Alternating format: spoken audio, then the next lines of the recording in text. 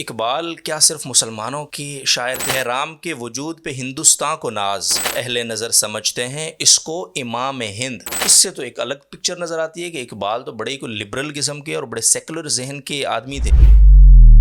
اقبال کا کلام پڑھتے ہیں تو ہمیں نظر آتا ہے کہ اقبال خود کو مولانا روم کا مرید کہہ رہے ہیں، جس نے سورج کی شعاعوں کو گرفتار کیا، زندگی کی شب تاریک کو سحر کر نہ سکا۔ یہ جو اقبال کا مغرب پہ ایک نقد ہے، شدید نقد ہے، اس کا کیا پس منظر ہے؟ جلالے بادشاہی ہو یا جمہوری تماشا ہو، جدا ہو دین سیاست سے تو رہ جاتی ہے چنگیزی۔ تو خلافت سے کیا امیدیں تھیں ان کو، جس کی بقا کے لیے وہ فکر مند تھے، اور پھر اس کے بعد یہ مسئلہ فلسطین کے اوپر وہ فزیکلی بھی وہاں پہ شریک رہے۔ اس ملک کا تصور دینا تھا اقبال، خدا کا خوف کرو۔ آپ مجھے منصوبہ پاکستان کی تخلیق کے بانی کے طور پر پیش کر رہے ہیں، جو کہ میرا منصوبہ نہیں ہے۔ اقبال کو کیا بزرگوں سے، اسلاف سے وہ شرف قبول نہیں ملا کہ وہ نوجوانوں کی طرف مائل ہو کر یہ کہہ رہے ہیں کہ جوانوں کو پیروں کا استاذ کر دامادی ہم نے جو اسلاف سے میراث پائی تھی، سریا نے زمین پر آسمان سے ہم کو دے مارا۔ اقبال مدینہ گئے ہیں، مکہ مدینہ حرمین کا سفر ہے اقبال کا۔ بہت سارے ایسے اشعار جو علامہ کے نہیں ہیں۔ تندی باد مخالف سے نہ گھبرا اے عقاب، یہ تو چلتی ہے تجھے اونچا اڑانے کے لیے۔ یہ اقبال کا شعر نہیں ہے کہ دیار مغرب کے رہنے والوں، خدا کی بستی دکان نہیں ہے، کھرا جسے تم سمجھ رہے ہو وہ اب ذرے کم عیار ہوگا۔ کم عیار ہوگا۔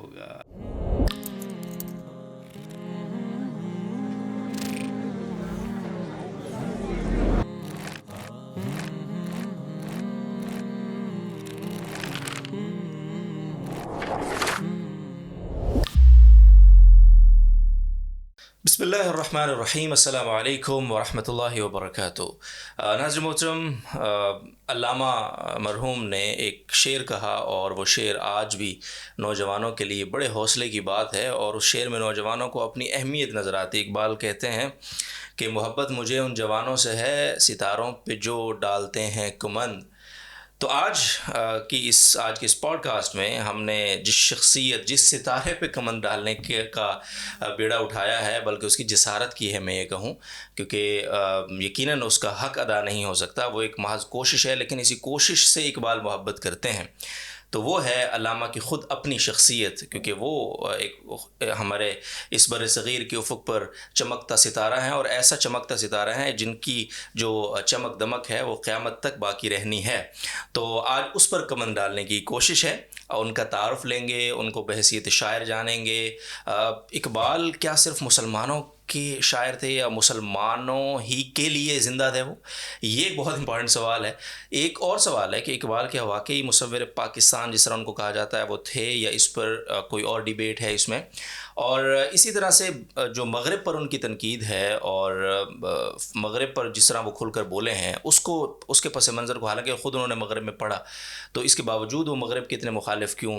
خلافت عثمانیہ کے ساتھ فلسطین کے مسئلے کے اوپر ان کی جو جد و جہد رہی، اس کو بھی ڈسکس کرنے کی کوشش کریں گے، اور کچھ اور ایسے اہم اس میں سوالات ہیں انشاءاللہ آج کے اس پوڈ کاسٹ میں، جو یقیناً ایک عام فہم انداز میں اگر ہم تک پہنچیں گے تو ہماری بہت ساری جو فکر اقبال سے جو دوری ہے، ایک تو وہ قربت میں بدلے گی، اور اقبالیات کے جس سے ہم ڈرتے ہیں بہت، اس سے ہم قریب ہو جائیں گے انشاءاللہ۔ مجھے امید ایسا لگتا ہے، کیونکہ آج جو شخصیت ہیں اس موضوع پر، اس کمند ڈالنے کی جسارت میں جس شخصیت کا ساتھ مجھے حاصل ہے، وہ جناب انجینئر ڈاکٹر محمد افضل صاحب ہیں، اور ان کا ایم فل کا جو موضوع تھا وہ اقبالیات ہی تھا۔ تو اقبالیات میں ایم فل، اور پھر اس کے بعد انہوں نے پی ایچ ڈی کر رکھی ہے جدید مغربی فلسفہ اور علم کلام کے اندر، اور تو آپ اسے اندازہ لگائیں کہ ان کا مغرب کو جاننے کا جو ماشاءاللہ تجربہ ہے، مغرب کو پڑھنے کا، مغرب کی فکر کو جاننے کا، وہاں کے پرابلمز کو جو ہے اس کو ڈیپلی سمجھنے کا، اور پھر اقبالیات کو اس کے ساتھ کمپیئر کرنے کا، اور اقبالیات کو ظاہر ایم فل کا جس طرح میں نے کہا موضوع ہے ان کا، اقبالیات کو سمجھنے کا بھی، تو وہ مجھے ان سے بہتر کوئی شخصیت اپنے آس پاس دستیاب حضرات میں کوئی نظر نہیں آئی، تو میں نے ان سے ریکویسٹ کی، بیکاز کہ وہ کیمرے سے ذرا دور رہتے ہیں، علمی لوگ ویسے بھی کیمرے سے دور رہتے ہیں، تو میں اس کا اعتراف کرتا ہوں، تو ان کا شکریہ ادا کرتے ہیں آغاز میں۔ السلام علیکم۔ وعلیکم السلام۔ بہت شکریہ وقت کے لیے ڈاکٹر صاحب۔ بہت نائس سر، جزاکم اللہ۔ تو میں نے انٹرو میں تھوڑا طویل انٹرو اس لیے دیا تاکہ لوگوں کو پتہ ہو کہ آج ہم نے کیا کیا باتیں کرنی ہیں بنیادی طور پہ۔ تو آغاز کرتے ہیں۔ اقبال کو لوگ بحیثیت شاعر ہی چکے جانتے ہیں، اس پر ہم بعد میں بات کریں گے کہ اقبال کا نثر کیا ہے، اس پر بھی ہم نے بات کرنی ہے۔ اقبال اور جو بر صغیر میں اس وقت یہاں کے اور جو شعراء تھے، غالب، جگر مراد آبادی، دیگر بہت بڑے بڑے نام، ایک طرف غالب وہ یہ کہ ان کو اپنے اوپر اتنا گمان ہے کہ ہیں اور بھی دنیا میں سخنور بہت اچھے، کہتے ہیں کہ غالب کا ہے انداز بیاں، اور یعنی ان کو اپنے اوپر وہ کہتے ہیں وہ اپنے اوپر کسی کو سمجھتے نہیں تھے، ظاہر ہے ان کو اپنے اوپر اتنا یقین تھا۔ دوسری طرف وہی غالب جگر مراد آبادی کے کلام کو دیکھتے ہیں تو کہتے ہیں کہ ایک مصرع دے دو پورا کلام لے لو میرا، تو ایک سے بڑھ کر ایک، یوں کہنا غلط نہیں ہوگا۔ اس دور میں وہاں اقبال بطور شاعر، ان کا جو ان تمام بڑے بڑے شعراء کے ساتھ اگر ہم موازنہ کرتے ہیں تو اقبال بطور شاعر کس امتیازی حیثیت کے حامل رہے ان تمام شعراء میں، تو اقبال کا بطور شاعر ایک جائزہ ہمیں چاہیے آپ سے۔ دیکھیے اقبال کو جو بطور شاعر ہم دیکھتے ہیں تو آپ نے بہت خوب یہ سوال اٹھایا کہ اردو شعراء میں غالب، میر تقی میر، میر درد، جگر مراد آبادی، ذوق، اور ایک قطار ہے، ایک طویل فہرست ہے، کیونکہ وہ اقبال جس دور میں پیدا ہوئے اس سے جو ماقبل دور تھا وہ ریختہ کے عروج اور کمال کا دور تھا، اور تمام جو بڑے اردو کے شاعر اور ادیب ہمیں اس دور میں نظر آتے ہیں، بہت سے ان میں سے آپس میں ہم اثر بھی ہیں۔ تو ان اردو شعراء میں اقبال کا کیا خاص وصف اور امتیاز ہے کہ جو انہیں ان سب سے نمایاں اور ممتاز کر دیتے ہیں؟ تو جب ہم اردو شعراء کی طرف دیکھتے ہیں تو ہمیں یہ نظر آتا ہے کہ یہ سب شعراء اپنی تمام تر ادبی جو ہے وہ خدمات اور ادبی مقام کے باوجود ہمیں غزل اور قصیدے کے ایک تنگ میدان سے باہر نکلتے ہوئے نظر نہیں آتے۔ ان کا یہی ان کا میدان ہے، اور غزل گوئی ہے اور مجازی شاعری ہے اور قصیدہ گوئی ہے۔ اس کے بارے جب ہم اقبال کو دیکھتے ہیں تو اقبال کا کہ شعری جو ان کا مقام ہے اس کو سمجھنے کے لیے تھوڑا سا ہمیں اقبال کا جو فکری پس منظر ہے اس کو ذرا تھوڑا سا دیکھنا چاہیے۔ ٹھیک ہے۔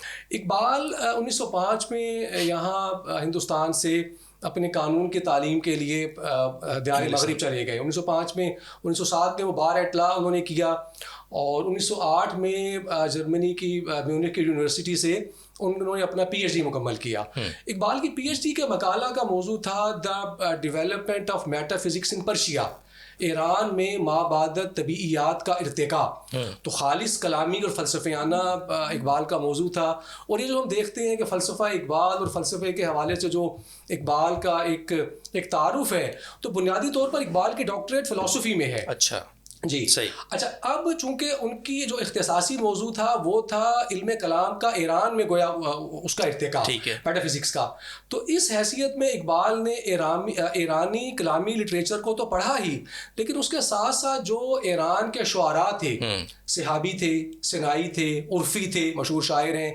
صائب تھے، انہوں نے بھی علم کلام پہ، تصوف پہ، اخلاق پہ کلام کیا تھا۔ اچھا، ہمارے ہاں جو بر صغیر میں جو شعراء تھے، جیسا کہ میں نے کہا کہ وہ غزل ہی کے میدان میں عام طور پہ ہمیں محصور نظر آتے ہیں، لیکن ایران میں ایسا نہیں تھا۔ ان شعراء نے ان موضوعات کے ساتھ ساتھ یعنی مجازی اور اس کی جو ہے وہ اس کے میدانوں سے نکل کے حقائق کے حوالے سے بھی جو ہے وہ کلام کے حوالے سے بھی، تصوف اور اخلاق کے حوالے سے بھی کچھ کلام جو ہے وہ ان کا موجود تھا۔ تو اقبال کو اپنی اس ریسرچ کے دوران ان ایرانی شعراء کے کلامی موضوعات پہ، تصوف پر، فلسفے پر، اخلاق پر، اس کے مطالعے کا جو ہے وہ موقع ملا۔ اچھا، اقبال کی اپنی طبیعت میں جو شعری ذوق وجدانی طور پہ موجود تھا، تو جب یہ فلسفہ اور کلام اور اقبال کا شعری ذوق اکٹھا ہوا تو یہ ایک وہ خاص ہمیں اقبال کے کلام میں جو غزل کے کوچوں سے نکل کے جو معرفت اور اسرار شریعت اور جو تصوف اور اخلاق کا جو پہلو نظر آتے ہیں، تو وہ اقبال کو ان شعراء سے اٹھا کے مولانا روم کے مقام یا مولانا روم کے ساتھ ان کو جا لا کھڑا کرتے ہیں کہ مولانا روم کی جو مثنوی ہے وہ اسی موضوعات پر ہے کہ مولانا نے جو ہے وہ ان تصوف کے اور اخلاق کے اور شریعت کے اسرار کو کھولنے کے جو موضوعات ہیں اسے اپنی مثنوی میں موضوع بنایا تھا۔ اور یہی وجہ ہے کہ اقبال اپنا تعارف بطور شاعر کے کوئی بہت زیادہ کراتے ہمیں نظر نہیں آتے، اور ہم اقبال کا کلام پڑھتے ہیں تو ہمیں نظر آتا ہے کہ اقبال خود کو مولانا روم کا مرید کہہ رہے ہیں۔ اقبال کی باقاعدہ ایک سلسلہ نظم ہے جس میں وہ مولانا روم کی زبان کچھ یعنی سوالات قائم کرتے کرتے ہیں خود اور اپنے آپ کو مرید ہندی کہتے ہیں, اور وہ ان حقائق کو مولانا روم سے سمجھنا چاہتے ہیں, اور پھر مولانا روم کی زبان سے وہ جوابات دیتے ہیں, اور وہ جوابات انہوں نے نقل کی ہیں پیر رومی کے نام سے. گویا اقبال اپنا سوال مرید ہندی کے عنوان سے پیش کرتے ہیں, اور جو جواب انہیں مولانا روم کے ہاں سے ملتا ہے اسے پیر رومی کے نام سے نقل کرتے ہیں. تو گویا اقبال کی اس حیثیت میں فقط اکبر الہ آبادی کو ایک حاصل ہے کہ اکبر نے بھی یعنی غزل کے اس مخصوص صنف سے نکل کے جو تھا وہ تنقید مغرب کو ایک موضوع بنایا تھا, لیکن اکبر کے ہاں وہ معاملہ ہمیں فقط طنز کی حد تک نظر آتے ہیں, جیسے کہ اقبال کے طنز اور ہلکا پھلکا مزاح, طنز اور مزاح کا پہلو ہے, جبکہ اقبال نے اسی جو اسلوب کو جو ہے وہ کمال اور اتمام تک پہنچایا. بالکل, بہت خوبصورت. اچھا, اس میں ایک چیز میں اور آپ سے چاہوں گا کہ بقیہ جو شعراء ہیں, غالب ہے, باقی شعراء کا آپ نے نام لیا, جگر ہیں, میر تقی میر ہیں, اکبر الہ آبادی. جی. اچھا, ان شعراء کے جب ہم شاعری دیکھتے ہیں تو ہمیں کچھ مشکل الفاظ ملتے ہیں, تو ہمیں بتایا جاتا ہے کہ یہ فارسی اور اردو کو ملا کے شعر تخلیق کیا گیا.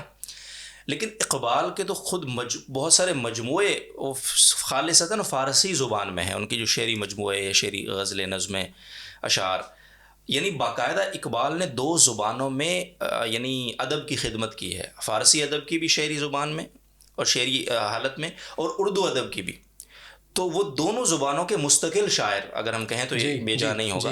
کیا اس کی کوئی مثال یا اس کی کوئی نظیر ملتی ہے شعراء میں کہ باقاعدہ دونوں زبانوں میں وہ مستقل یعنی عبور کے ساتھ لکھ رہے ہوں اور مکس اپ نہ ہو دونوں زبانوں کو, بلکہ مستقل بنیادوں پہ الگ الگ اس کے مجموعے ہوں, اس کی غزلیں ہوں؟ تو اور اس کا تھوڑا سا یہ بھی میں آپ سے جاننا چاہتا ہوں کہ اقبال نے یہ بھی کہا, خود ان کا جو ذوق ہے, کہ ان کے جو فارسی کلام ہیں وہ اردو سے بھی زیادہ ان کی اہمیت ہے, ان کی معنویت ہے. تو یہ جو اقبال کا پہلو ہے ان کے کلام میں, جو یعنی بائی لینگویج جس کو ہم کہہ لیں چلیں, تو یہ اس کا کتنا آپ سمجھتے ہیں کہ یہ کتنا نادر ہے؟ پر جیسا کہ آپ نے بہت بجا یہ بات کہی کہ باقی شعراء میں بھی ہمیں جو ہے وہ فارسی تراکیب کا کثرت سے استعمال ملتے ہیں. کہ غالب کا کلام ہم اٹھائیں تو وہ ریختہ کا وہ دور تھا کہ جب فارسی ابھی بالکل ہمارے یہاں سے رخصت نہیں ہوئی تھی, لہٰذا غالب کے کلام میں اور دیگر جو ہندوستان کے شعراء کے کلام میں فارسی تراکیب اور محاوروں کا استعمال ہمارے یہاں بہت یعنی اس کا حصہ ہے. لیکن اقبال نے فارسی پر مستقل جو ان کے مجموعے موجود ہیں, اور بلکہ صحیح بات یہ ہے کہ اقبال کی شاعری کا جو تشکیلی دور ہے کہ جب وہ 1908 سے واپس آئے تھے, اور 1908 سے لے کر 1924 تک کے جو ان کی شاعری کا جو عرصہ ہے, اسے ان کی فکر کا تشکیلی دور کہا جاتا ہے, اور یہ ان کی فکر کا ایک عروج کا زمانہ ہے. اور اس عرصے میں جو ان کے شعری مجموعے سامنے آئے وہ تینوں جو ہے وہ فارسی زبان میں تھے. لہٰذا ہم دیکھتے ہیں کہ اسرار خودی, رموز بے خودی اور پیام مشرق, یہ تینوں کتابیں اسی 1908 سے لے کے 1924 کے عرصے میں لکھی گئیں, اور یہ مجموعے اور یہ شاعری ان کی ہوئی, اور یہ تینوں ان کے فارسی کلام کے مجموعے ہیں. اور کوئی شک نہیں, جیسا کہ آپ نے بالکل درست یہ بات کہی کہ اقبال جو ہے وہ کہ جاننے والے اس بات کو بخوبی سمجھ سکتے ہیں کہ اقبال کے کلام کی جو رفت ہے اور جو معنویت ہے اور جو ان کے کلام کی جو ادبی چاشنی ہے وہ اردو کلام سے زیادہ ہمیں فارسی کلام میں نظر آتی ہے. کمال ہے اس لیے کمال ہے کہ یعنی ہمارے ہاں یہاں تو زیادہ تر اردو پہ فوکس رہا نا, اور فارسی یا فارسی شعراء سے جو ان کا واسطہ, وہ جس طرح آپ نے بتایا کہ وہ جب وہاں پی ایچ ڈی کے موضوع کے لیے اپنی ریسرچ, تو وہاں سے ان کی شناسائی زیادہ اس طرف ہوئی, لیکن اس کو انہوں نے اتنا خوبصورتی سے ماشاءاللہ اپنایا کہ جس طرح کہا کہ اردو سے بھی زیادہ اس کی یعنی ان کی کلام کی معرفت اگر دیکھنی تو فارسی کلام کو دیکھا جائے. آگے بڑھتے ہیں. اچھا, اقبال کے حوالے سے جب بھی بات ہوتی ہے تو آج کے معاشرے میں اگر جہاں ہم رہ رہے ہیں یہاں ہم اگر بات کریں تو جب ہم اقبال کی بات کرتے ہیں نا, تو اقبال کی بات کرنے والا بھی اگر اس کی داڑھی نہ بھی ہو تو وہ کہتے ہیں پیٹ میں داڑھی ہے, مولوی ہے. اور اقبال کے نام سے ہی ایک لگ جاتا ہے کہ اچھا یار یہ کیا کسی پرو مسلم شاعر کی آپ بات کر رہے ہیں. چھوڑیں, ہماری جو لیفٹ سائڈ کی جو جتنے بھی تنظیمیں ہیں یا ادب کی آرگنائزیشنز ہیں, وہ بھی لگتا نہیں ہے کہ اقبال کو بہت زیادہ لفٹ کروائیں. یہ ہمیں عمومی طور پہ نظر آتا ہے, اور اس کے پیچھے یہی سوچ ہے کہ اقبال تو ایک مولوی صاحب تھے نا. جبکہ اقبال کے اپنے کچھ اشعار میں اگر آپ کو میں یہاں میرے سامنے بھی ہیں کہ اقبال تو جب ہندوستان میں تھے تو وہ تو گوتم بدھ کے لیے بھی انہوں نے اشعار کہے, انہوں نے رام کو ہندوستان کا مان کہا, انہوں نے گرو نانک کے لیے سکھ برادری کو کہا کہ ان کی قدر کر لو. مثال کے طور پہ اقبال کا ایک شعر ہے کہ قوم نے پیغام گوتم کی ذرا پرواہ نہ کی, قدر پہچانی نہ اپنے گوہر یکدانہ کی. اب یہ گوتم کے لیے ہے.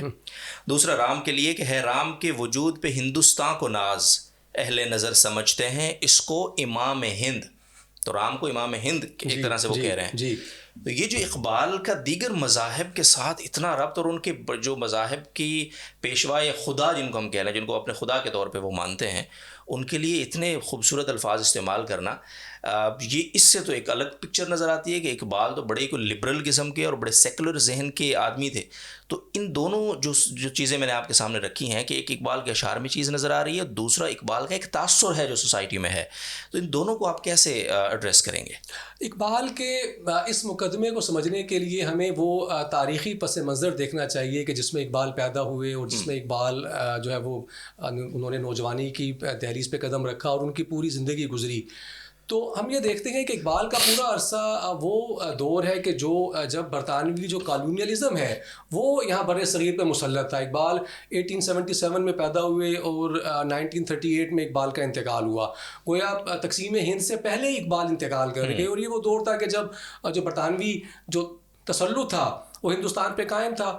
تو اقبال کا جو بنیادی پیغام یہ تھا وہ ایک بیرونی جو ہے وہ جسے کہیں گے کہ قبضہ کرنے والی قوم کے مقابلے میں جو اپنی قوم تھی, یعنی ہندوستانی قوم تھی, اسے بیدار کرنے کا پیغام تھا. اور ہمیں اقبال کے یہاں یہ نظر بھی آتا ہے کہ اقبال اپنے آپ کو یعنی شاعر مشرق کہتے ہیں.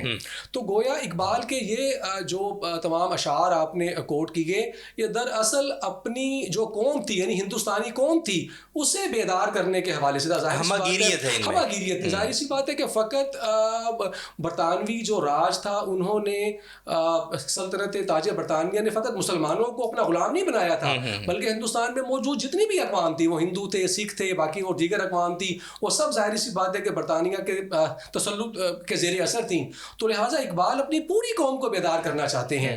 اب ظاہر سی بات ہے اس حیثیت میں جو اقبال بات کر رہے ہیں تو وہ داعی اسلام کی حیثیت سے بات نہیں کر رہے, بلکہ اقبال کی گفتگو اپنی قوم کو بیرونی جو قابض قوم ہے اس سے نجات کے لیے جو ایک امید چاہیے ہوتی ہے, جو ہمت چاہیے ہوتی ہے, جو حوصلہ چاہیے ہوتا ہے, اور جو ایک خودداری چاہیے ہوتی ہے, اور غلامی سے جو ایک نفرت ایک ہونی چاہیے, تو اقبال دراصل وہ بیدار کرتے نظر آتے ہیں. اور کسی بھی اور وہ ظاہر ہے اس میں زیادہ اٹریکشن تب ہو جاتی ہے کہ جب آپ ان کو انہی کے بڑوں کی تعلیمات, بالکل ایگزیکٹلی. تو ظاہر سی بات ہے کہ جب اقبال, اور پھر یہ کہ کسی بھی مذہب کا جو کوئی رہنما ہوں گے, کوئی بڑے ہوں گے, ظاہر سی بات ہے وہ شخصیات آئیڈیل شخصیات ہوتی ہیں اس مذہب کے ماننے والوں کے لحاظ سے, اور جو اعلیٰ انسانی اقدار ہیں, سچائی, آزادی, خودداری, بہادری, شجاعت, اور جو ہے وہ غلامی کو قبول نہ کرنا, یہ سب کے سب چیزیں چونکہ انسانی فطرت میں مشترک ہیں, لہذا کسی بھی قوم کا جو لیڈر ہے, رہنما ہے, بڑا ہے, وہ ہمیں انہی چیزوں کی دعوت دیتا نظر آتا ہے. تو اقبال گویا ان شخصیات کے ذریعے سے بر صغیر کی جمیع اقوام کو, مسلمانوں کے ساتھ ساتھ ان کے جو رہبر ہیں, ان کے مذہبی رہنما ہیں, ان کی طرف ان کی جو سیرت ہے اور ان کا جو زندگی ہے اس کی طرف انہیں جو ہے وہ ان کی توجہ دلا کے اصل میں ان کے اندر ایک جذبہ حریت اور ایک بیداری پیدا کرنا چاہ رہے ہیں. صحیح. ظاہر ہے آزادی کا حصول اور اپنے حق کے لیے جد و جہد کرنا یہ تو کامن فیکٹر ہے, اس کو کسی مذہب کا محتاج نہیں ہے. تو اسی کو لے کر وہ ظاہر ہے جو بات کر رہے ہیں تمام اقوام کو, تاکہ ہم مجتمع ہو کر اور آگے بڑھیں اور جو ہمارا مشترکہ دشمن ہے اس کے مقابلے کرنے کی ایک بہتر پوزیشن میں ہم آئیں. اور ویسے توحید کے حوالے سے اور جو ہے وہ عقیدہ توحید کے متعلق تو اقبال کا نظریہ بالکل بے غبار ہے. اور اقبال جیسا کہ اقبال کی مشہور نظم ہے کہ خودی کا سر نہاں لا الہ الا اللہ, تو لہٰذا یہ دو الگ الگ موضوعات ہیں. جب اقبال جو ہے وہ اپنی قوم سے مخاطب ہوتے ہیں تو ظاہر سی بات ہے وہ ان چیزوں پہ یعنی بات کریں گے کہ جو ہمارے ہاں جو معروف ہیں اور ہمارا یعنی جسے کہتے ہیں کہ اپنا پیغام ہے, اور جب کسی باہر کی قوم سے مخاطب ہوں گے تو ان کا جو ہے وہ انداز دوسرا ہوگا. صحیح ہے. اچھا, اب آتے ہیں اقبال کی جو مغرب سے میں دشمنی تو نہیں کہہ سکتا, لیکن ان کا شدید قسم کا ایک نقد ہے موجود مغرب پہ, اور بے غبار ہے, جی, لگی لپٹی کے بغیر ہے, شدید مایوسی ہے ان کو. ذرا شروع میں آپ نے کہا کہ اقبال جو ہے وہ 1908 میں یہاں سے گئے, 1905 میں پڑھنے کے لیے انگلستان. وہاں سے انہوں نے اپنی جو ایم اے کیا, وہاں سے انہوں نے بار ایٹ لا کیا. ہاں sorry, bar at law. M A تو یہاں سے انہوں نے government college university, G C university سے کیا. اس کے بعد وہ جرمنی گئے اپنی پی ایچ ڈی کے لیے, میونخ. تو یعنی انہوں نے تقریباً یہ کوئی 5 سال کا مجموعی طور پہ 3 سے 5 سال کا عرصہ بنتا ہے جو انہوں نے وہاں پہ گزارا. تو اس کے بعد انہوں نے ان کی شاعری میں ہم دیکھیں تو مغربی تہذیب اور اس کی خامیوں پہ انہوں نے بہت بولا ہے اور کھل کے بولا ہے, اور نہ ان کے جدت والوں کو چھوڑا ہے, نہ ان کے قدامت پرستوں کو چھوڑا ہے, سب کو ہی لپیٹا ہے. ایک غزل بھی ہے ان کی کہ ڈھونڈنے والا ستاروں کی گزرگاہوں کا, اپنے افکار کی دنیا میں سفر کر نہ سکا, اپنی حکمت کے خم و پیچ میں الجھا ایسا, آج تک فیصلہ نفع و ضرر کر نہ سکا, جس نے سورج کی شعاعوں کو گرفتار کیا, زندگی کی شب تاریک کو سحر کر نہ سکا. اب یہ یعنی ڈائریکٹ وہ ایک طرف وہ وہاں جا کے اعلیٰ تعلیم حاصل کر رہے ہیں اور انہیں اعلیٰ تعلیم والوں کو اوقات بھی یاد دلا رہے ہیں. یہ جو اقبال کا مغرب پہ ایک نقد ہے, شدید نقد ہے, اس کا کیا پس منظر ہے؟ کیا ایسا نظر آیا ان کو وہاں؟ کیونکہ یہ اس عرصے کے بعد ہی زیادہ نظر آیا ہے جب وہ وہاں پڑھ رہے تھے, وہاں پہ انہوں نے اس تہذیب کا مطالعہ کیا. تو اقبال بنیادی طور پہ کس چیز پہ تنقید کر رہے ہیں؟ کیونکہ ایک طرف ہم نے ایک ڈسکس کی نا چیز کہ وہ رام کو, نانک کو, جو باقی ان کے پیشوا ہیں مذاہب کے, ان کے پیشواؤں کو وہ تھوڑا سا مارجن دیتے ہیں, ان کی کہتے ہیں بھائی تم ان کی کامن تعلیمات جو سیدھی سیدھی ہیں ان کو ہی مان لو کم از کم. اور ایک طرف وہ مغرب کو یعنی شدید تنقید کی زد میں رکھے ہوئے ہیں. تو کیا ایسا دیکھا کہ جس کی رعایت نہیں برت سکے علامہ؟ اقبال کی جو مغرب پہ تنقید ہے اس میں کوئی شک نہیں کہ وہ بہت یعنی بے باک اور بہت ہی جسے کہتے ہیں بے غبار انہوں نے مغرب پہ نقد کی ہے. اور تنقید مغرب میں جیسے کہ مولانا ابوالحسن ندوی صاحب نے بجا طور پہ لکھا ہے کہ ہمیں اپنی اس مسلم تاریخ کے 100 سالوں میں اقبال جیسا مغربی نقاد نظر نہیں آتا. تو اقبال کے مغرب پر جو نقد ہے اس کو سمجھنے کے لیے ہمیں یہ بات بھی پیش نظر رکھنی چاہیے کہ یہ کسی ایسے شخص کا نقد نہیں ہے اور کسی ایسے شخص کی تنقید اور کریٹک نہیں ہے کہ جو مغرب کو جانتا نہیں ہے, جس نے کہیں دور سے بیٹھ کے بس کچھ باتیں سن لی ہیں اور وہ بس ان تصورات کے زیر اثر, یا اس نے کوئی کتاب پڑھ لی ہے, یا روایتی رسمی طور پہ اس کے ذہن میں چونکہ ایک بات نفرت کے انداز میں ڈال دی گئی ہے اور اب وہ جو ہے وہ ایک تعصب کے زیر اثر جو ہے وہ کسی نظام پہ اور کسی تہذیب پہ نقد کر رہے ہیں. بلکہ اقبال نے جس دور میں آنکھ کھولی اور جس دور میں اقبال جو ہے وہ نوجوانی کو پہنچے تو وہ بالکل 20ویں صدی کا بالکل آغاز ہے.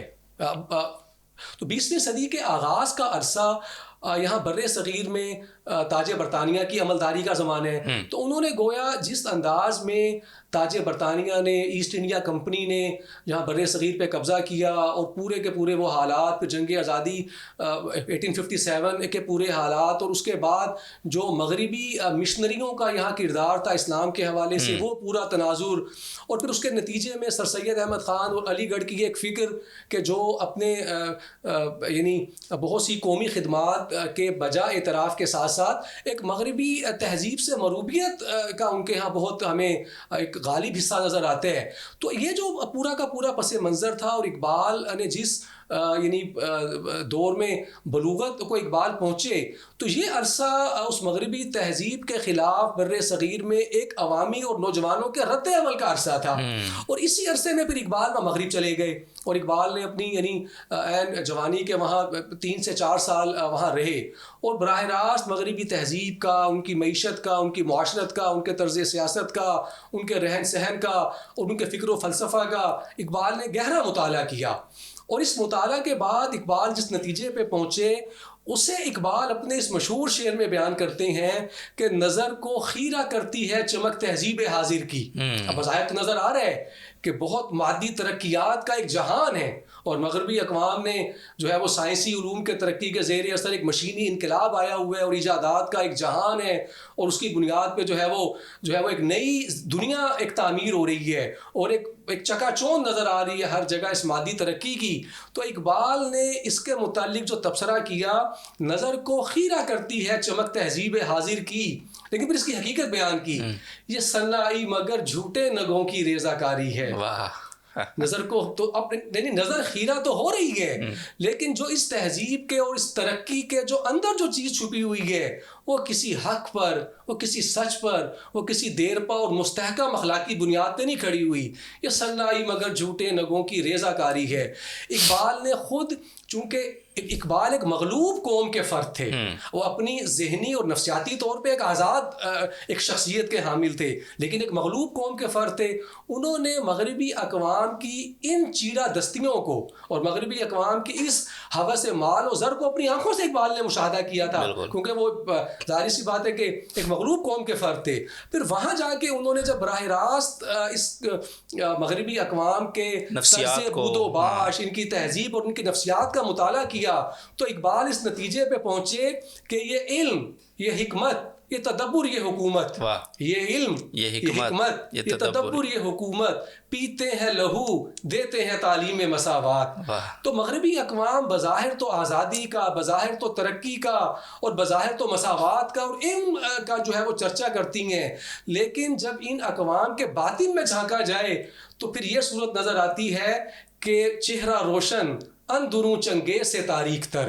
تو اقبال نے گویا اس دو رخی کو اور اس مغربی اقوام کی عملی منافقت کو، اس کو جو ہے وہ براہ راست یعنی اس کا مشاہدہ بھی کیا تھا، اور اپنی اس جو ہے وہ براہ راست اپنی مغربی اقوام اور ان کے پورے نظام جو ہے فکر و عمل کے مشاہدے کے بعد اقبال اس نتیجے پہ پہنچے کہ جلال پادشاہی ہو کہ جمہوری تماشا ہو، جلال پادشاہی ہو یا جمہوری تماشا ہو، جدا ہو دین سیاست سے تو رہ جاتی ہے چنگیزی.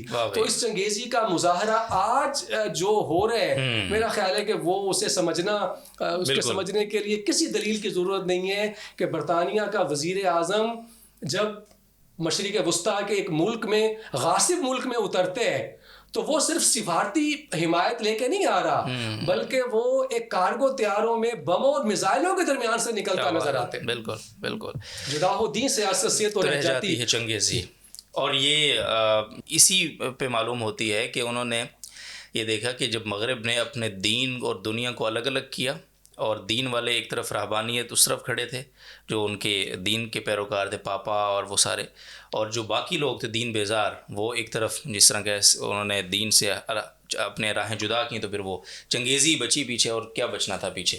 آگے بڑھتے ہیں. جی بس ایک بات میں اور اضافہ کرنا چاہوں گا کہ چونکہ اس تہذیب کے اندر جو خالص مادیت اور وحی اور مذہب سے قطع تعلق کر کے فقط عقل انسانی کے زور پہ انسانی سماج اور معاشرت کی تعمیر کی جو اصول اور اس کی اساس میں شامل تھا، اقبال نے اس فساد کو بھانپ لیا تھا کہ یہ جو پورا کا پورا الحاد اور لامذہبیت پر مبنی یہ جو پورا نظام فکر و عمل ہے، یہ انسانیت کو کسی خیر کی طرف نہیں لے کے جائے گا، بلکہ بالآخر انسانیت کو کسی حادثے سے جو ہے وہ دوچار کرے گا. بالکل.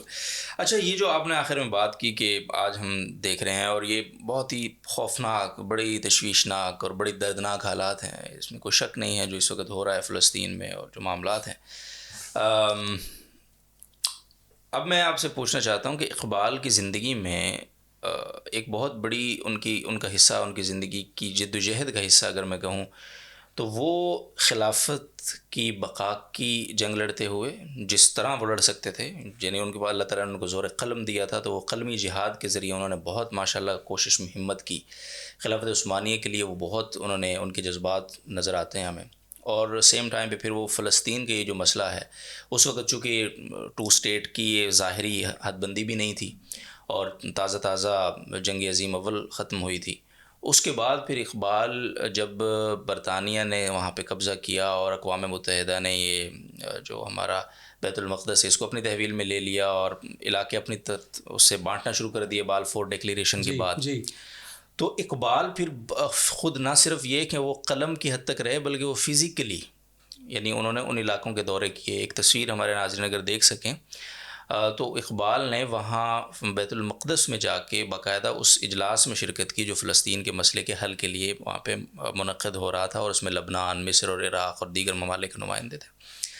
تو یہ جو خلافت کی بقا کی جد و جہد اور فلسطین، مسئلہ فلسطین کی فکر، اور اس پر اقبال نے کہا بھی نا کہ ہے خاک فلسطین پہ یہودی کا اگر حق، کیوں حق نہیں ہسپانیہ پہ کیوں حق نہیں، اہل عرب کا ایک شعر ہے ان کا.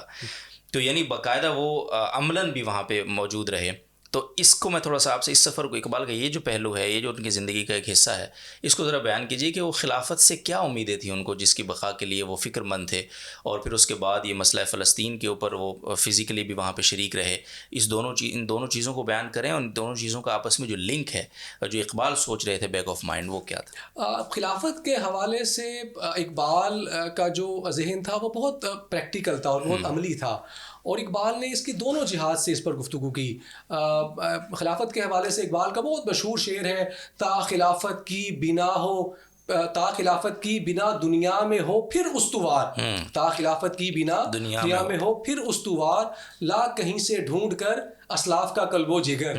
تو گویا اب یہاں اپنے اس شعر میں اقبال خلافت کو جو ہے وہ اس کے ایک احیاء کے لیے ایک دائی کے طور پہ سامنے آتے ہیں، اور ایک درد مندی کے ساتھ اقبال جو ہے وہ خلافت کے قیام کی بات کر رہی ہیں. اور کیا اقبال کا تعلق حزب التحریر سے تھا؟ تو یہ میں اس کو ایکسپلین کرتا ہوں، میں اس بات کو ایکسپلین کرتا ہوں.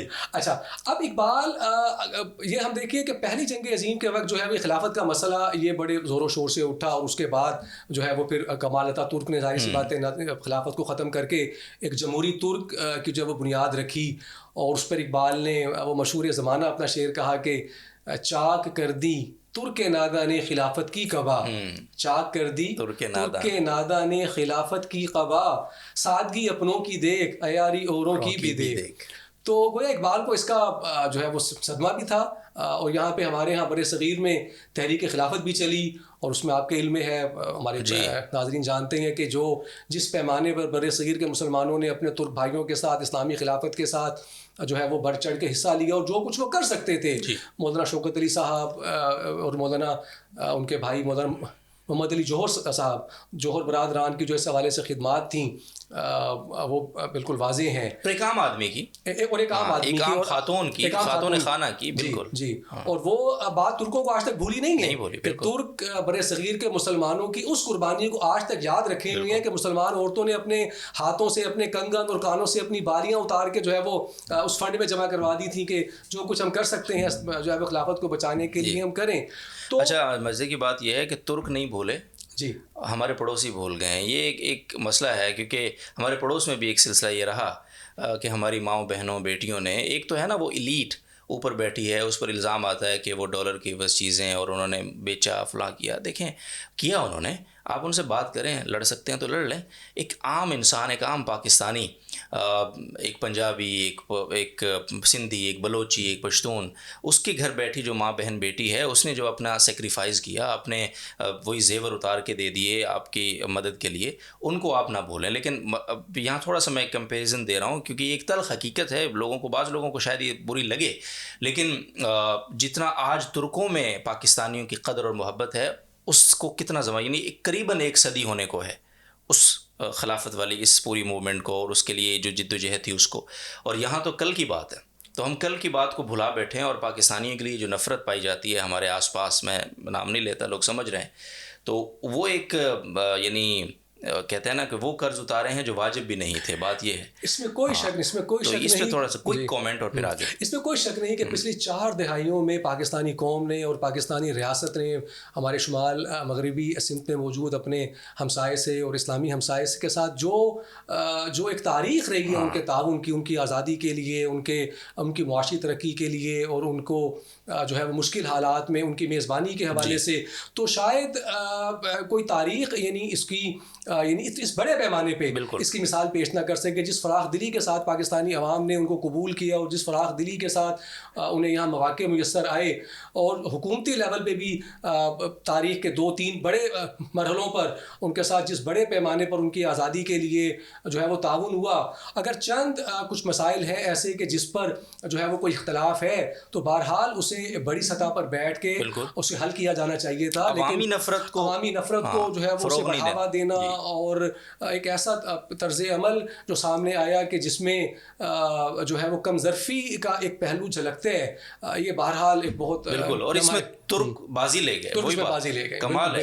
اور یہی وجہ ہے کہ میں پچھلے دنوں یہاں پہ گورنر ہاؤس میں ہماری ایک ترک ایک اداکار ہیں جو ارطغرل غازی, ایک ان کا سیریز آئی تھی, اس کے بڑے مشہور اور وہ حافظ قرآن ہیں ماشاء اللہ, بڑے دیندار ہیں, تو ان کے ساتھ ہماری ملاقات ہوئی ہے. تو انہوں نے وہاں پہ بریفنگ دیتے ہوئے بتایا کہ ہم اقبال کے اوپر ایک پوری دستاویزی فلم اور سیریز پلان کر چکے ہیں, اور وہ ہم بنا رہے ہیں, کیونکہ اقبال نے جتنا ہمارے خلافت کے لیے جد و جہد کی, اس کا آج تک یعنی ہمارے دلوں میں اس کی قدر ہے, اور وہ شاید ہمیشہ رہے گی, ہمارے بچے میں وہ رہے گی. اور وہاں اقبال کے نام سے جو شاہراہیں ہیں اور ان کی یادگاریں وہاں پہ ترکی میں بنی ہوئی ہیں جگہ جگہ, یہ بھی اس کا ایک عملی نمونہ اور مثال ہے.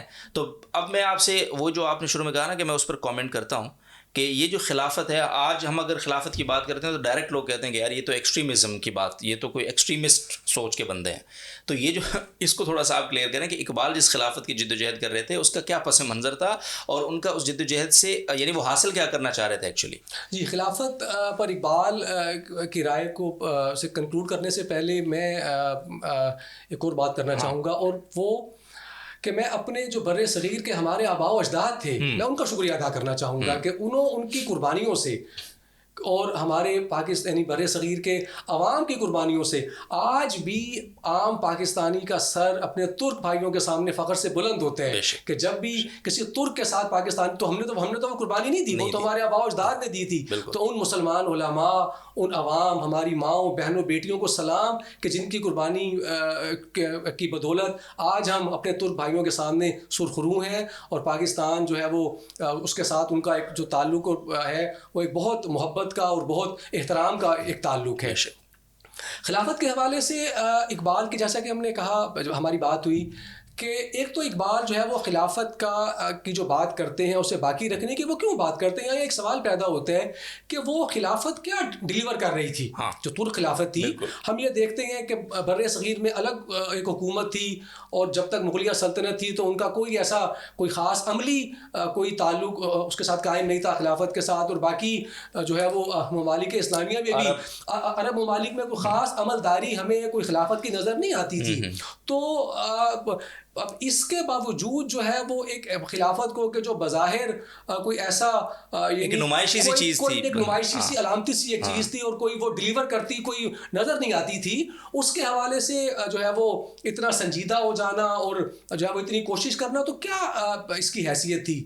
تو سمجھنے کی بات یہ ہے کہ ترک خلافت, عثمانی خلافت مسلمانوں کی ایک وحدت اور ایک یکجہتی کی علامت تھی, اور یہ علامت ہی ایک اپنی نوعیت کی ایک طاقت تھی. اور اگر اس بات کو اس طرح سے دیکھا جائے کہ موجودہ حالات میں جو صورتحال درپیش ہے, اور اس وقت مشرق وسطیٰ میں اگر کوئی اجتماعی ایسی قوت ہوتی کہ جس کا احترام عملاً اگرچہ ہر علاقہ خود مختار ہوتا, لیکن ایک نظریاتی طور پہ, ملی طور پہ کسی ایک سائے کے نیچے, کسی ایک جو ہے وہ چھتری کے نیچے امت مسلمہ اکٹھی ہوتی, تو بہرحال ایک جو ہے وہ مشترکہ پیغام جانا آسان تھا. اور اس بات کو مغرب بخوبی جانتا تھا, اسی لیے انہوں نے بہت کوشش کے بعد اس خلافت کو ختم کیا. اگر وہ ایسی کوئی بیکار سی چیز تھی تو اس کے ختم کرنے میں مغرب کو بہت دلچسپی نہیں ہونی چاہیے تھی. اور اس میں یہ بھی تھا کہ دیکھیں وہ خلافت جب تک تھی تو اس وقت تک تو بالفور بھی امپلیمنٹ نہیں ہو سکا. بالکل اس وقت یعنی 1877 سے اسرائیل کے قیام کی جد و جہد شروع تھی نا, یعنی آفیشلی, اس سے پہلے تو کوشش نہیں تھی, آفیشلی جو زیونسٹ کا آغاز ہوا اور پھر صہیونی تحریکوں نے اس پہ کام اپنا تیز کیا.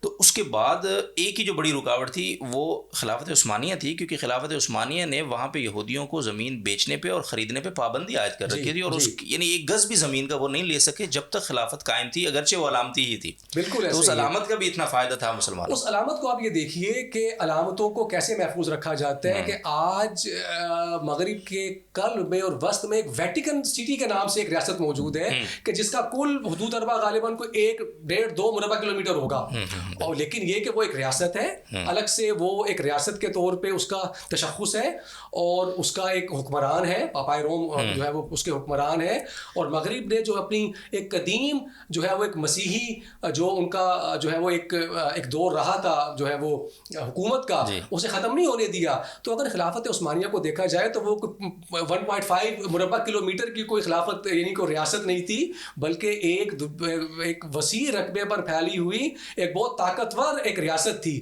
جس کا کہ جنگ عظیم اول اور دوم میں بہت یعنی ایک غالب اس کا کردار رہا. اور جیسا کہ آپ نے بہت بجا یہ بات کہی کہ جب تک وہ خلافت قائم تھی اس وقت تک عملی طور پہ یہ جو اقدامات تھے مشرق وسطیٰ کے حوالے سے، ان میں یہ تیزی اور یہ بے باکی نہیں لائی جا سکی تھی. بے شک ایسا ہی ہے. جزاکم اللہ خیر، بہت شکریہ. آگے ہم بڑھتے ہیں اور اس دعا کے ساتھ کہ اللہ تعالیٰ اس مسئلہ فلسطین کو اپنی محض اپنے کرم اور فضل سے حل کرے، اور جو وہاں کے مسلمان بھائی بیچارے ہمارے اس وقت بہت ہی تاریخ کا سب سے بڑا جبر اور ستم سہ رہے ہیں، اللہ تعالیٰ وہ ہے کہتے ہیں نا کہ لمبی ہے غم کی شام مگر شام ہی تو ہے. تو اللہ تعالیٰ کرے کہ یہ شام بس بہت زیادہ طویل نہ ہو اور اس کا اختتام ہو. اور یہ کہیں نہ کہیں بطور مجموعی ہم مسلمانوں کو اللہ تعالیٰ نے ایک امتحان اور آزمائش میں ڈالا ہے کہ یہ اپنے مسلمان بھائیوں کے لیے کیا کرتے ہیں. تو ہمارے لیے بھی بڑا ایک چیلنج کا وہ موقع ہے، لیکن جس طرح سے جو کوشش ہو رہی ہے ہمارے یہاں جامعۃ رشید کے پاس آؤٹس کی ایک تنظیم ہے، وہ بھی بیچارے اپنے طور پر ایک انسانی ہمدردی کے طور پہ جتنی مدد کی جا سکتی ہے، لیکن کوئی بھی ایڈ کوئی بھی ویلفیئر ایکٹیویٹی ان کے زخموں کا مداوت نہیں کر سکتی ہے. خلافت کے حوالے سے میں ایک اور بات عرض کرنا چاہوں گا کہ یہ جو ہم نے بات کی ابھی خلافت کے احیاء کے حوالے سے اقبال کی جو ان کے شاعری میں ہمیں اشارے ملتے ہیں. اچھا یہ تو اقبال کی جو فکر ہے اس کا نظریاتی اور جذباتی پہلو ہے. اچھا اقبال اس خلافت کے حوالے سے جو عملیت پسندی ہے اس سے بھی بے خبر نہیں تھے. اقبال نے اپنے خطبات میں اس بات کو واضح طور پہ لکھا ہے کہ آج اگر ہم کسی دوبارہ اس خلافت کی بات کریں گے تو جو اس وقت یعنی عالم اسلام کی یعنی اقبال کے دور میں جو صورتحال ہے تو اس میں یہ بہت مشکل ہو جائے گا کہ ہم یعنی کسی ایسے اجتماع کی بات کریں کہ دنیا میں مختلف مسلمان قومیں ہیں اور انہوں نے اپنی ان کی حکومتیں قائم ہیں، تو کوئی بھی شاید اس کو وڈرا کرنے پہ تیار نہیں ہوگا کہ وہ کسی ایک جو ہے وہ اس کی وہ قبول کر لے. تو لہٰذا اس یعنی کمزوری کے دور میں عملی طور پہ یہ بہتر معلوم ہوتا ہے کہ مسلمانوں کی جتنی بھی اکائیاں ہیں، گویا جتنی بھی حکومتیں اور ریاستیں ہیں، وہ اپنے طور پہ اپنے آپ کو مضبوط کریں اور پھر ایک اجتماعی گویا کوئی ایک بلاک تشکیل دے لیں. یہ گویا ایک وہی تصور ہے کہ بعد میں جسے یورپ نے جنگ عظیم دوم کے بعد اختیار کیا کہ ہر مغربی جو قوم ہے وہ مختلف اقوام ہے، ظاہر سی بات ہے کہ ان کی الگ آزاد حیثیت کو تسلیم کرنے کے ساتھ ساتھ انہوں نے ناٹو کے نام سے ایک اتحاد بنایا، یا یورپین یونین کے نام سے ان کا مطلب ایک اتحاد ہے. پھر ناٹو تو خیر اس کی ایک جنگی اور عسکری وہ ہے. تو لہٰذا یہ اقبال کو پہلے سے یہ تصور پیش کر چکے تھے کہ ان تمام اکائیوں کو اپنے طور پہ مضبوط ہو کے اور پھر یہ کہ کسی ایک مرکزی جو ایک چھاؤں ہے اس کے نیچے آ جانا چاہیے. صحیح ہے. کوئی کامنٹ اس پر کہ اقبال کا جو خلافت کا تصور ہے وہ کوئی ایکسٹریمزم پہ مبنی نہیں ہے. جی بالکل اقبال بڑے جدت پسند انسان ہے. کہ اقبال کے ذہن میں ایک پریکٹیکل تصور موجود تھا، یعنی کہ وہ اب جو حکومتیں بن گئی ہیں، جو سلطنتیں قائم ہو گئی ہیں، اب ان میں کوئی خلفشار پیدا کر کے اور کوئی جو ہے وہ بد امنی اور بے چینی پیدا کر کے نئے مسائل کھڑے کرنے کے بجائے انہی کی تعمیر اور ترقی کی بات کرنی چاہیے. اور پھر کسی سٹیج پہ یہ سب جو ہے وہ ایک کوئی یونین بنا لیں، کچھ کسی جگہ پہ اکٹھی ہو جائیں. صحیح ہے. تو یہ صورت اقبال کے ہمیں اس میں نظر آتی ہے. مناسب ہے. جزاکم اللہ خیر. اب آ جاتے ہیں واپس پاکستان. اقبال کا نام آتا ہے تو کہتے ہیں جی مصور پاکستان حضرت علامہ محمد اقبال رحمۃ اللہ تعالی علیہ. میں نے آپ کو وہ خط نہیں بھیجا جو آپ کو بھیجنا تھا میں نے اقبال کا، اس پہ ہم ریسرچ کر لیتے لیکن بہرحال ایک کوئی کامنٹ. جی لوگ یہ کہتے ہیں کہ اقبال جو ہے نا وہ بھائی اقبال کو آپ لوگ الزام کیوں دے رہے ہو. اصل میں مسئلہ یہ ہے کہ لوگ پریشان ہیں حالات پاکستان کے حالات سے کہ یار یہ کیسا مرغی امام النعمان، یہ بے روزگاری پر 10 چیزیں نا نیگیٹو چیزیں تو بہت جلدی نمایاں ہوتی ہیں. ایک سفید کپڑے پہ تھوڑا سا بھی داغ بہت جلدی دور سے نظر آتا ہے. تو وہ یہ کہتے ہیں کہ یار اس ملک کا تصور دینا تھا اقبال نے، خدا کا خوف کرو. مطلب وہ جسٹیفائی کر رہے ہیں اقبال کو ایک طرح سے، اور پھر وہ دلیل دے رہے ہیں کہ اقبال نے یہ تصور پیش نہیں کیا تھا. اور اس کی دلیل میں وہ ایک خط اقبال کا، جس کا متن ترجمہ میں چاہتا ہوں کہ آپ کے سامنے بھی پڑھ دوں اور ہمارے ناظرین بھی اس کو سن لیں گے، تو اس پر میں آپ کا کامنٹ لیتا ہوں۔ اقبال نے یہ خط لکھا ہے عزیزم تھامس صاحب کو، اور یہ 4 مارچ 1934 لاہور میں۔ ایک پس منظر اس کا وہی بات ہے کہ اس کی ریسرچ کی ضرورت ہے۔ بہرحال عزیزم تھامس صاحب کوئی ہیں یہ، اور انہوں نے اقبال کی کسی کتاب پہ اپنے تقریر یا کسی خیالات کا اظہار کیا، تو اس پر شکریہ ہے کہ میری کتاب پر اظہار خیال اور نیک خواہشات کا نہایت ممنون ہوں، لیکن معذرت کے ساتھ ایک غلطی کا ازالہ کرنے کی جرات کرتا ہوں جو کہ بیحد سنجیدہ امور سے متعلق ہے۔ آپ مجھے منصوبہ پاکستان کی تخلیق کے بانی کے طور پر پیش کر رہے ہیں، جو کہ میرا منصوبہ نہیں ہے۔ میں نے تو صرف اپنے خطبے میں مسلمانوں کے ایک صوبے کی بات کی تھی جہاں مسلمان اکثریت میں ہوں، جو کہ غیر منقسم ہندوستان کے شمال مغربی علاقے میں ہوں، اور یہ وفاق ہندوستان کا حصہ ہوگا۔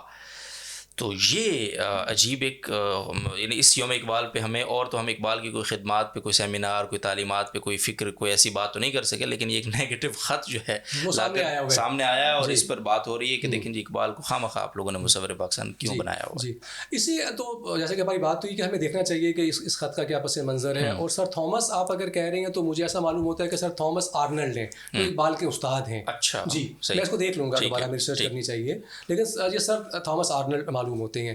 اچھا، اس میں جو اقبال کی جو عبارت ہے اس سے بھی گویا یہ رزلٹ نکالنا کہ اقبال مصور پاکستان نہیں ہے، بلکہ اقبال تو اس کی نفی کر رہے ہیں آرنلڈ کو خط لکھتے ہوئے، کہ آرنلڈ ایسا معلوم ہوتا ہے کہ آرنلڈ نے اقبال کو یہ بات کہی ہے کہ آپ اس یہ جو بات چل رہی ہے ایک الگ ریاست کے قیام کی، تو اسے آپ کی طرف منسوب کیا جا رہا ہے۔ تو اس خط میں اقبال اس کی نفی گویا کر رہے ہیں اور آرنلڈ کو وضاحت دے رہے ہیں۔ تو سب سے پہلے تو میں وہ جو ہمارا سورس ہے کہ جہاں سے ہم اسے یعنی پاکستان کو اقبال کا خواب قرار دیتے ہیں، اور اقبال کو مفکر پاکستان جو ہے وہ مصور پاکستان بلکہ کہنا چاہیے کہ مصور پاکستان قرار دیتے ہیں، تو میں اقبال کے الفاظ آپ کے سامنے پڑھتا ہوں۔ اور یہ 29 دسمبر 1930 کو جو آل انڈیا مسلم لیگ کا سالانہ اجلاس تھا، 29 دسمبر 1930 اور انڈیا مسلم لیگ کا جو اینول جو ان کا کانوکیشن تھا، اس پر اقبال نے جو اپنا پریزیڈنشل ایڈریس دیا تھا، اقبال کا جو خطبہ صدارت تھا، وہ جو ہے وہ ڈلیور کرتے ہوئے اقبال کے الفاظ یہ تھے کہ میری خواہش ہے، وہ طویل بات تھی، اور اس میں اقبال اصل میں پس منظر اس کا یہ بیان کر رہے ہیں کہ ہندوستان کوئی یک قومی معاشرہ نہیں ہے، اس میں بہت ساری قومیں ہیں، اور ان قوموں کا اپنا اپنا تاریخی، تہذیبی، سماجی، مذہبی پس منظر ہے، اور کبھی بھی یہ قومیں اکٹھی یعنی ان سب چیزوں میں اکٹھی نہ تھیں، نہ ہو سکتی ہیں، اور نہ ہی کوئی ایک پریکٹیکل بات ہوگی کہ انہیں اس طرح کی کسی چیز پہ اکٹھا کرنے کی کوئی کوشش کی جائے۔ ان تمام اقوام کا اپنا اپنا علیحدہ سے پس منظر ہے۔ اچھا، اسی کو ہم 2 قومی نظریے کے نام سے، 2 نیشن تھیوری ہے، اس کی تفصیل ہمارے قارئین جانتے ہیں، اس کا پورا پس منظر ہے۔ تو وہ تمام تفصیل بیان کرنے کے بعد اور مسلم قوم کا بر صغیر کی دیگر اقوام کے ساتھ امتیاز بیان کرنے کے بعد، اور پھر جو ہے وہ جو یعنی معروضی حالات ہیں بر صغیر کے، اور کانگریس کی جو قیادت ہے، اس قیادت کا جو طرز عمل ہے، اور اس سے جو نظر آ رہا ہے، جو نہرو ہیں اور گاندھی جی ہیں، ان کا جو مسلمانوں کے حوالے سے، اگرچہ مسلمان ان کے ساتھ کانگریس میں اکٹھے ہیں، لیکن اس کے باوجود بھی جب ان کا جی چاہتا ہے، داؤ چلتا ہے، ایک بے باک سی ذرا تبصرہ ہے، تو وہ مسلمانوں کو نقصان پہنچانے میں کسی جو ہے وہ تکلف سے کام نہیں لیتے۔ تو اقبال اصل میں یہ اسٹیبلش کر رہے ہیں کہ یعنی اپنی اصل بات کرنے سے پہلے کہ میں کسی فرقہ وارانہ تقسیم پہ یقین نہیں رکھتا، کہ مجھے کوئی دلچسپی ہے کہ کسی یعنی کوئی فرقہ یعنی فرقوں میں بانٹ دیا جائے، لیکن اقبال مسلم تشخص کو بہت ہی ببانگ دوہل اور بہت دلائل سے اسٹیبلش کرتے ہیں اپنی قوم کے جو ہے وہ ایک نظریاتی امتیاز کو۔ اس کے بعد پھر اقبال یہ کہتے ہیں کہ میری خواہش ہے کہ پنجاب، صوبہ سرحد، سندھ اور بلوچستان کو ایک ہی ریاست میں ملا دیا جائے۔ یہ وہ کیٹیگوریکل اقبال کا سٹیٹمنٹ ہے کہ اس وقت غیر منقسم ہندوستان میں کہ جو تاج برطانیہ کی عملداری میں تھا، یہ صوبے تھے سب، کہ میری خواہش ہے کہ پنجاب، صوبہ سرحد جو اب ہمارا KPK ہے. اور یہ سارا شمال مغرب ہے ہندوستان، یہ تمام کا تمام ہندوستان کے شمال مغرب میں ہے. یعنی گویا انہوں نے ایک یونٹ کو جس کے 4 صوبے تھے اس کو ایک صوبہ کہا اپنے اس خط میں. وہ بات بھی آگے آ رہی ہے، وہ بات آگے آ رہی ہے. میری خواہش ہے کہ پنجاب، صوبہ سرحد، سندھ اور بلوچستان کو ایک ہی ریاست میں ملا دیا جائے، خواہ یہ ریاست سلطنت برطانیہ کے اندر حکومت خود اختیاری حاصل کرے یا باہر. اس وقت تک یہ ابھی تصور سامنے نہیں آیا تھا کہ تاج برطانیہ کو بالکل سرے سے یہاں سے چلا جانا چاہیے، کیونکہ وہ تو 1940 جو پاکستان اس وقت اثرات نہیں تھے بہت زیادہ، اس وقت اثرات نہیں تھے بہت زیادہ، وہ تو دوسری جنگ عظیم کے بعد صورتحال ایسی بنی. تو اقبال کا گویا یہ کہنا تھا کہ ان صوبوں کو ملا کر خواہ سلطنت برطانیہ کے اندر ہوں یا باہر ہوں. گویا اچھا باہر کی بات بھی اقبال نے کی، گویا اقبال کے ذہن میں یہ بھی تصور موجود تھا کہ سلطنت برطانیہ سے باہر بھی آزادی حاصل کی جا سکتی ہے. میں دوبارہ اس کو پڑھنا چاہوں گا اگر آپ کی اجازت ہو. میری خواہش ہے کہ پنجاب، صوبہ سرحد، سندھ اور بلوچستان کو ایک ہی ریاست میں ملا دیا جائے، خواہ یہ ریاست سلطنت برطانیہ کے اندر حکومت خود اختیاری حاصل کرے خواہ باہر. مجھے تو اب یہ وہ جو جسے اقبال کا خواب کہا جاتا ہے، یہ وہ جملے مجھے تو ایسا نظر آتا ہے کہ اور نہیں تو شمال مغربی ہندوستان کے مسلمانوں کو بالآخر ایک منظم اسلامی ریاست قائم کرنی ہی پڑے گی. تو اب اس سے زیادہ اقبال نے جو پاکستان کا ایک تصور پیش کیا، اس سے زیادہ واضح بات کیا ہو سکتی ہے کہ گویا انہوں نے تینوں باتیں کی کہ ریاست برطانیہ کی عملداری کے اندر ہو، اس وقت آثار نہیں تھے، یا امکان ظاہر کیا خواہ باہر ہو، اور خواہ یہ 4 صوبے ہوں یا شمال مغربی سرحدی جو پورا علاقہ ہے گویا جو اس وقت کا یعنی پاکستان تھا، یعنی جو علاقے تھے، تو اس سے بالآخر ایک منظم ریاست قائم کرنی ہوگی. کیا بات ہے، جزاکم اللہ خیر، بہت شکریہ. یہ تو بڑا واضح آپ نے کر دیا جناب. یہ تو اس خط کے یعنی وہ اس میں تو بہت ہی مبہم ترین الفاظ سے ایک نتیجہ نکالا جا رہا ہے، جبکہ اتنی واضح بات کو لوگ یعنی باقاعدہ پہلے انہوں نے کہا کہ ان 4 یونٹس کو الگ کر دیں، پھر کہا کہ بالآخر ایک ریاست اسلامی ریاست بنانی پڑے گی. تو اور خواب کی ہوتا ہے سر. جی تو مولانا صاحب بہت شکریہ. اب ہم ذرا یہ اقبال کا نوجوانوں سے جو تعلق ہے جس کو وہ بڑی خوبصورتی سے بیان کرتے ہیں، اور ان کے اس شعر سے جو ایک مشہور ان کا شعر بھی ہے کہ جوانوں کو پیروں کا استاذ کر، پورا شعر میں چاہوں گا آپ اگر ہمیں سنائیں کیا ہے وہ. جی، خرد کو غلامی سے آزاد کر، جوانوں کو پیروں کا استاد کر. کیا بات ہے. اچھا یہ جو شعر ہے تو پیروں سے بظاہر اس میں اقبال لگتے ہیں کہ پیروں سے بڑے مایوس ہیں. وہ ان کو لگتا ہے کہ کچھ کرنا ہے کرنا تو یہ نوجوان نسل ہی کرے گی، اس لیے وہ کہتے ہیں کہ کمن چمن ڈال لو. شاہین کا لقب دے رہے ہیں نوجوانوں کو، بسیرا کر پہاڑوں کی چٹانوں میں، ہے نا، یہ ساری چیزیں. یہ نوجوانوں سے ان کا جو تعلق تھا، اس تعلق کی جینون وجہ میں آپ سے جاننا چاہتا ہوں کہ کیا وہ ہمارے اسلاف خدا نخواستہ اکابر بزرگ پرانے ان سے وہ مایوس ہو گئے تھے کہ ان سے ان کو کوئی امید نہیں رہی تھی کہ یہ تو بس کچھ نہیں کر سکیں گے، کچھ کرنا ہے، اور میری فکر یہ میں جس زاویے سے سوچ رہا ہوں اس پر آگے نوجوان ہی جا سکتے ہیں یا اس کو نوجوان ہی قبول کر سکتے ہیں. اور اقبال کو کیا بزرگوں سے اسلاف سے وہ شرف قبول نہیں ملا کہ وہ نوجوانوں کی طرف مائل ہو کر یہ کہہ رہے ہیں کہ جوانوں کو پیروں کا استاذ کر، پہاڑا کر بسیرا کر پہاڑوں کی چٹانوں میں، تو شاہین ہے تیرا پرواز کام تیرا وغیرہ وغیرہ. یہ کیا ہے، اتنا زیادہ نوجوانوں کی طرف کیوں مائل ہیں اقبال؟ ایک بہت خوبصورت سوال ہے. اقبال کی اس فکر کا فطری، تاریخی اور معروضی پس منظر ہے. ٹھیک ہے.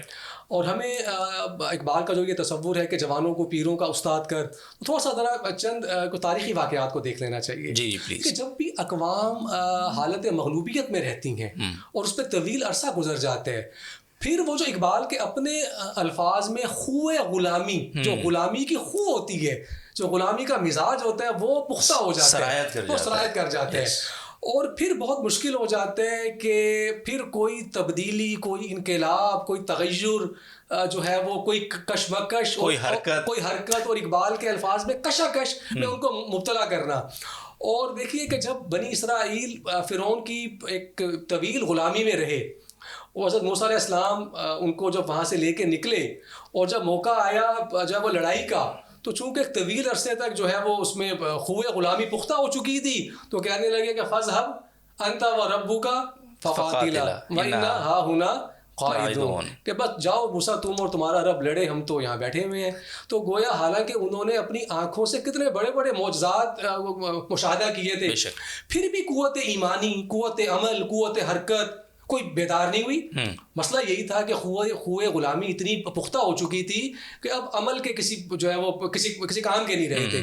تو لہٰذا پھر وہ وادی طیہ میں جو ہے وہ 40 سال تک بھٹکتے رہے. اور کہا جاتا ہے کہ جب وہ نسل مر کھپ گئی کہ جو غلام تھی اور نئی نسل پیدا ہوئی کہ جنہوں نے اس صحرا کی جو ہے وہ آزاد اس کے صحرا کے آزاد ماحول میں آنکھیں کھولی تھی، تو انہوں نے پھر جا کے وہ جنگ کی اور جو ہے وہ اپنا علاقہ بھی آزاد کروایا. اور یہی معاملہ ہم دیکھتے ہیں آپ صلی اللہ علیہ وسلم کے دور میں کہ آپ صلی اللہ علیہ وسلم نے دعوت دی تو جو قریش کے جو سردار تھے، بڑے بڑے لوگ، انہوں نے ایمان قبول نہیں کیا بالکل، بلکہ جو نوجوان تھے وہ جو ہے وہ اسلام میں ابتدائی طور پہ داخل ہوئے.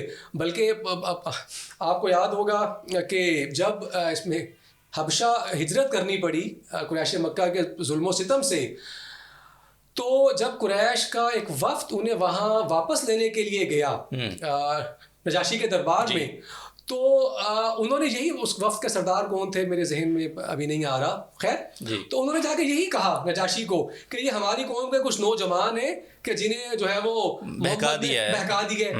تو گویا جو نیا پیغام جو قبول کرنے کی جو استعداد ہے وہ نوجوانوں میں ہی ہوتی ہے. تو لہٰذا اقبال ابھی یہ دیکھ رہے تھے کہ ہمارے ہاں جو جمود ہے اور ہمارے ہاں جو ایک یعنی جو ایک پختگی پیدا ہو گئی ہے وہ اب جو ہے وہ جانے کا نام نہیں لے گی. تو اس کو کھرچنے کی بجائے ایک نئی نسل سے مخاطب ہوا جائے، نئے ذہنوں سے مخاطب ہوا جائے اور نوجوانوں سے مخاطب ہوا جائے کہ جن کے اندر پیغام کو قبول کرنے کی استعداد بھی ہوتی ہے، اپنے قدیم خیالات پہ کوئی تعصب بھی نہیں ہوتا، اس پہ پختگی اور تعصب نہیں ہوتا، اور قوت عمل جو ہے وہ بلا کی ہوتی ہے. تو لہٰذا اقبال نے اپنے کلام کا مخاطب نوجوانوں کو بنایا اور انہیں شاہین جیسا ایک شاندار لقب دیا. بے شک. اچھا، میں آپ کی اجازت سے میں اشعار کچھ اور بھی اس کے پڑھوں. ضرور. کہتے ہیں اقبال کہ شراب کہن پھر پلا ساقیا، وہی جام گردش میں لا ساقیا، مجھے عشق پر لگا کر اڑا، میری خاک جگنوں بنا کر اڑا، خرد کو غلامی سے آزاد کر، جوانوں کو پیروں کا استاذ کر، ہری شاخ ملت تیرے نم سے ہے، نفس اس بدن میں تیرے دم سے ہے، تڑپنے پھڑکنے کی توفیق دے، دل مرتضیٰ سوز صدیق دے، جگر سے وہی تیر پھر پار کر، تمنا کو سینوں میں بیدار کر، تیرے آسمانوں کے تاروں کی خیر، زمینوں کے شب زندہ داروں کی خیر، جوانوں کو سوزے جگر بخش دے، میرا عشق میری نظر بخش دے. بہت اعلیٰ، بہت اعلیٰ. دیکھیں اقبال نوجوان مسلم کو اس کا شاندار ماضی بھی یاد کرواتے ہیں، لیکن بس فقط اسے ماضی میں ہی نہیں تکنا چاہتے کہ بس ماضی کے کارناموں کو بیان کر کے وہ خوش ہوتا رہے، بلکہ وہ اسے ماضی کے شاندار کارنامے یاد کروا کے مستقبل کے لیے تیار کرنا چاہتے ہیں. کبھی ہے نوجوان مسلم تدبر بھی کیا تو نے، وہ کیا گردوں تھا تو جس کا ہے ایک ٹوٹا ہوا تارا، تجھے اس قوم نے پالا ہے آغوش محبت میں، کچل ڈالا تھا جس نے پاؤں میں تاجے سرے دارا. واہ سبحان اللہ. تو بڑا ماحول بن گیا ہے سر شاعری. تو اقبال کا ایک شعر سے ایسا کیفیت، حالانکہ اقبال سے جو تعلق آپ کا ہے کم از کم میں تو اس کے قریب بھی نہیں ہوں، تو آپ اس کو زیادہ محسوس کر رہے ہیں، انجوائے کر رہے ہیں. گنوادی ہم نے جو اسلاف سے میراث پائی تھی، گنوادی ہم نے جو اسلاف سے میراث پائی تھی، سریا نے زمیں پر آسماں سے ہم کو دے مارا. واہ کیا بات ہے. اچھا جی، آگے بڑھتے ہیں. اور ایک شعر بچپن سے دیواروں پہ آج بھی لکھا ہوتا ہے، اسکول کی دیواروں پہ جائیں کہیں بھی جائیں، وہ کہتے ہیں کہ خودی کو کر بلند اتنا کہ ہر تقدیر سے پہلے خدا بندے سے خود پوچھے بتا تیری رضا کیا ہے. تو یہ خودی کو کر بلند اتنا، یہ خودی جو فلسفہ خودی ہے اقبال کا، یہ خودی اور خود پسندی میں فرق اقبال کیسے کرتے ہیں، اور اقبال کی خودی سے مراد کیا ہے؟ کہیں اقبال لوگوں کو خود پسندی کا درس تو نہیں دے رہے کہیں کہ بس اپنے آپ میں رہو، اپنی انا سے باہر نکلنا مت؟ یہ اس کا کیا فلسفہ کیا ہے یہ خودی کا اقبال؟ اقبال سے پہلے خودی کے اس لفظ کو جیسا کہ آپ نے کہا کہ ایک جو ہے وہ اپنے انانیت، غرور، تکبر، رغبت پسندی ان معنوں میں استعمال کیا جاتا ہے کہ کوئی آدمی جو ہے وہ بس متکبر سا اس کا مزاج ہے، تو بس وہ اپنی خودی کے اندر جو ہے وہ لگا ہوا ہے.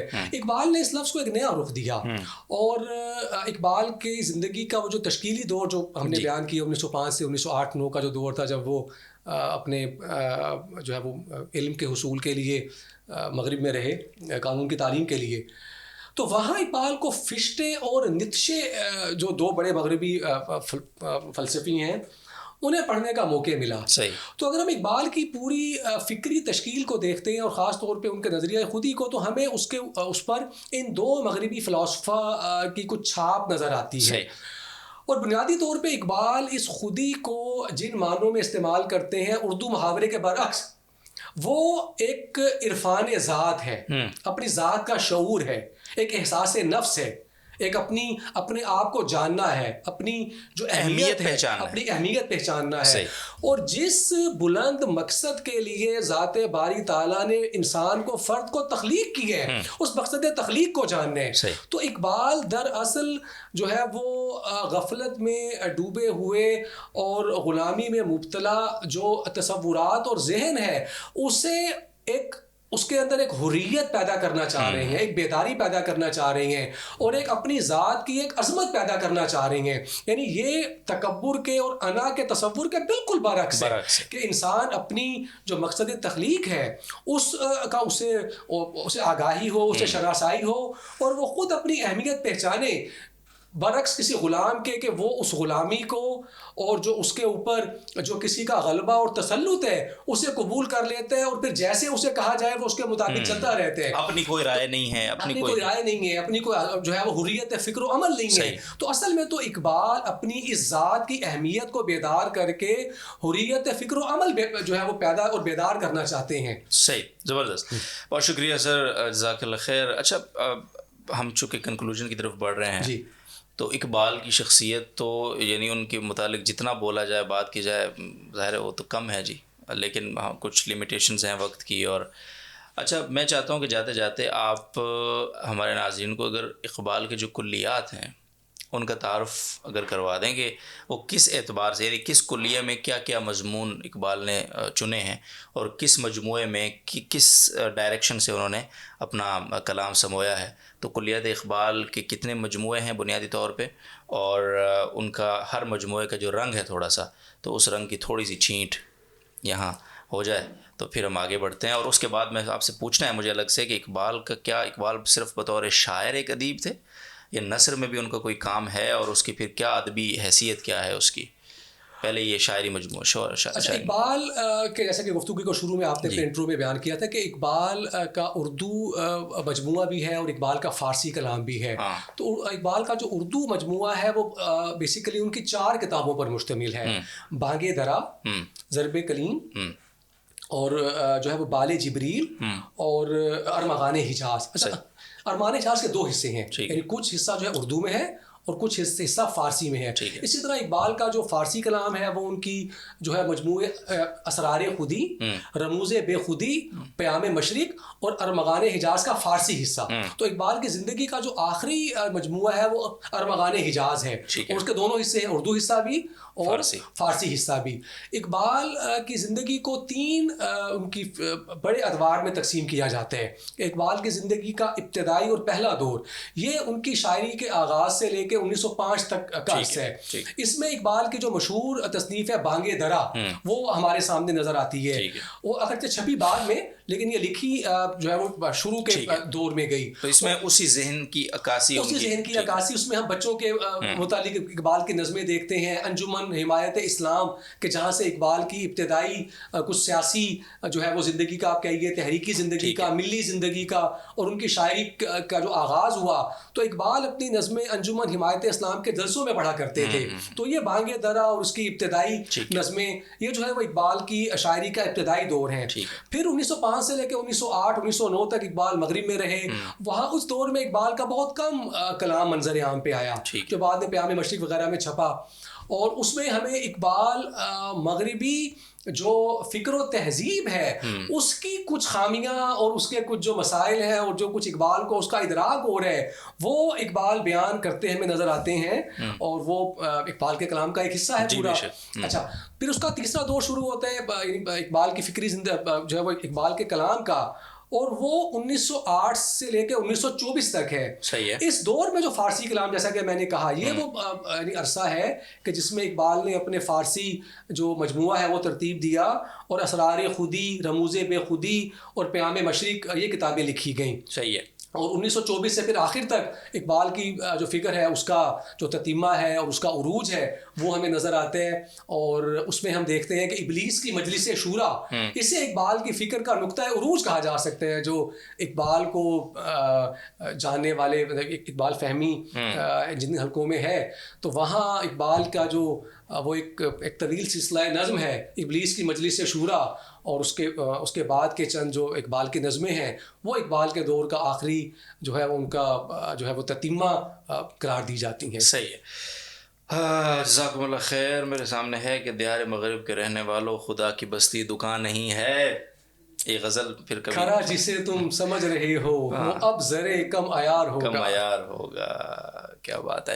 اور اس کا اگلا شعر بھی تو سنائیے نا۔ جی اس کی یہی غزل ہے نا، زمانہ یہ گزر گیا اب وہ دور ساقی کے چھپ کے پیتے تھے پینے والے، بنے گا سارا جہاں میں خانہ ہر کوئی بادخار ہوگا، زمانہ آیا ہے بے حجابی کا عام دیدار یار ہوگا، سکوت تھا پردہ دار جس کا وہ راز اب آشکار ہوگا۔ تو یہ یہیں تک یہاں پہ مجھے نظر آ رہی ہے۔ مشہور زمانہ شعر آپ نے چھوڑ دیا ہے میں نے، بالکل مجھے بھی لگ رہا ہے۔ اچھا نہیں، اوپر ہے تمہاری تہذیب آپ اپنے خنجر سے خودکشی کرے گی، جو شاخ نازک پہ آشیانہ بنے گا نا پائیدار ہوگا۔ نا پائیدار، کیا بات ہے سر۔ جی ماشاء اللہ۔ میں آپ کا امتحان تو نہیں لینا چاہ رہا تھا لیکن پاس ہو گیا آپ۔ جزاک اللہ خیر۔ عذاب دانش حاضر سے باخبر ہوں میں کہ میں اس آگ میں ڈالا گیا ہوں مثل خلیل، خیرہ نہ کر سکا مجھے جلوائے دانش فرنگ، سرمہ ہے میری آنکھوں کا خاک مدینہ و نجف۔ یہاں سے ایک سوال، مدینہ و نجف، اقبال مدینہ گئے ہیں؟ مکہ مدینہ حرمین کا سفر ہے اقبال کا؟ اقبال کے حوالے سے مختلف جگہوں پہ یہ سامنے آتا رہتا ہے کہ اقبال نے حرمین کا سفر کیا تھا، اور پھر کچھ مبالغہ آمیزی کے انداز میں کچھ ان کے روضہ رسول پہ حاضری کے حوالے سے کچھ واقعات ہیں، لیکن اب تک یعنی اقبال کے شعری مجموعے سے بھی کہیں ہمیں نظر نہیں آتا کہ اقبال نے حرمین کا کوئی سفر کیا ہو۔ چونکہ اقبال نے جہاں کا سفر بھی کیا، افغانستان گئے، قرطبہ اسپین گئے، یا کہیں بھی اقبال جاتے تھے تو کوئی نہ کوئی یادگاری اشعار ہمیں اقبال کے کلام میں ملتے ہیں، تو نہ تو ایسا کوئی اشارہ ہمیں اقبال کے شعری مجموعے میں ملتا ہے، نہ ہی اقبال کی نثر میں ہمیں کچھ چیز ایسی نظر آتی ہے۔ بہرحال اس پر تحقیق کی ضرورت ہے، کوئی اگر کہیں سے بات آئے گی تو اس کو صحیح ہے۔ تو ناظرین مطلب یہاں میں آپ حضرات سے بھی کہنا چاہتا ہوں کہ ہے نا، فوق کل ذی علم علیم، ہر صاحب علم سے اوپر ایک صاحب علم ہے، تو انسان کو اسی طرح سے یہ ہمارا جو سیشن ہے، یقین کیجیے جب ہم اس کو پلان کر رہے تھے تو ہمارا یہی تھا الٹیمیٹ فوکس کہ ہم نے اپنے آپ کو اقبالیات سے تھوڑا سا روشناس کرانا ہے۔ میں اپنی بات کر رہا ہوں، اور آپ حضرات تو وہ سیکنڈری اس میں پھر کہتے ہیں نا کہ کھڑکی آپ رکھو تو نیت یہ کرو کہ اذان کی آواز آئے گی، ہوا نے تو خود بخود آنا ہی ہے۔ تو میری نیت یہ ہے کہ میں سیکھوں، آپ نے تو سن ہی لینا ہے، سیکھ ہی لینا ہے، اور آپ ماشاء اللہ بہت صاحب علم ہیں۔ تو یہ جو سفر حرمین، یہ اوور آل جو ہماری گفتگو ہوئی ہے، اس میں کہیں بھی آپ کو لگے کہ آپ کوئی ایڈ کرنا چاہتے ہیں، کوئی ایڈیشن ہے آپ کی طرف سے، آپ کو لگتا ہے کہ کہیں ہم سے کوئی تاریخی طور پہ تاریخی نظریاتی حوالے سے کوئی اقبال کی رائے بیان کرنے میں کوئی سکم ہو گیا، تو اقبال صرف مولانا افضل صاحب کے اور عبدالودود کے یا J T R media house کے نہیں ہیں، اقبال امت کے ہیں، اقبال ہمارے ہیں۔ تو یہ ہے کہ آپ حضرات بھی اپنی رائے ضرور دیجیے گا، انشاءاللہ ہم اس کو دوبارہ بیٹھ جائیں گے۔ اپنی دکان ہے، خدا کی بستی تو دکان نہیں ہے لیکن یہ تو اپنی دکان ہے، تو انشاءاللہ دوبارہ سجائیں گے محفل۔ بہت شکریہ سر۔ جاتے جاتے میں چاہتا ہوں کہ ایک میسج وہ یہ، ہمارے ہاں جب اقبالیات کی بات آتی ہے نا تو ایسا لگتا ہے کہ یہ تو کوئی اتنا مشکل ترین موضوع ہے، اس پر کیا ہوگا، مطلب یہ بیان کیسے ہوگا، اس پر بات کیسے ہوگی۔ اقبال کی شخصیت کو دیکھیں تو سب سے مشکل ترین شخصیت ہمیں اقبال لگتے ہیں، بیان کرنے کے اعتبار سے، ان کا تعارف کروانے کے اعتبار سے، ان کو کھوجنے کے اعتبار سے۔ اقبال کے کلاموں کو دیکھیں تو ظاہر ہے اس میں فارسی کا عنصر اور وہ ساری مشکل تراکیب کا عنصر آ جاتا ہے، تو وہ ہم دور بھاگتے ہیں کہ ذرا بھائی بچاؤ، ہمیں فراز ہی پسند آتا ہے رہ جا کے.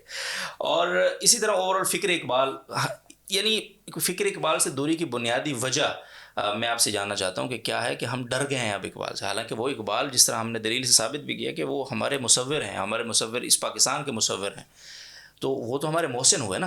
تو اپنے محسن کو اس قدر بھلا دینا اور اس کو اس قدر مشکل شخصیت اور ایک اس کی فکر کو اتنی مشکل فکر سمجھ لینا، اس کے پیچھے کیا آپ سمجھتے ہیں کہ ایک وجہ ہے؟ اور فکر اقبال کو، اقبالیات کو دوبارہ سے زندہ کرنے کی ضرورت اور اہمیت کتنی محسوس کرتے ہیں، اور یہ کیسے ہوگی؟ بہت اہم سوال ہے. اور دیکھیں ہم دیکھتے ہیں کہ اقبال جو ہے وہ ہر دل عزیز ہونے کے باوجود کہیں بھی اقبال کا نام آئے گا تو لوگ اقبال سے بہت محبت رکھتے ہیں اور اقبال کے ساتھ وابستگی جو ہے وہ اسے پسند کرتے ہیں.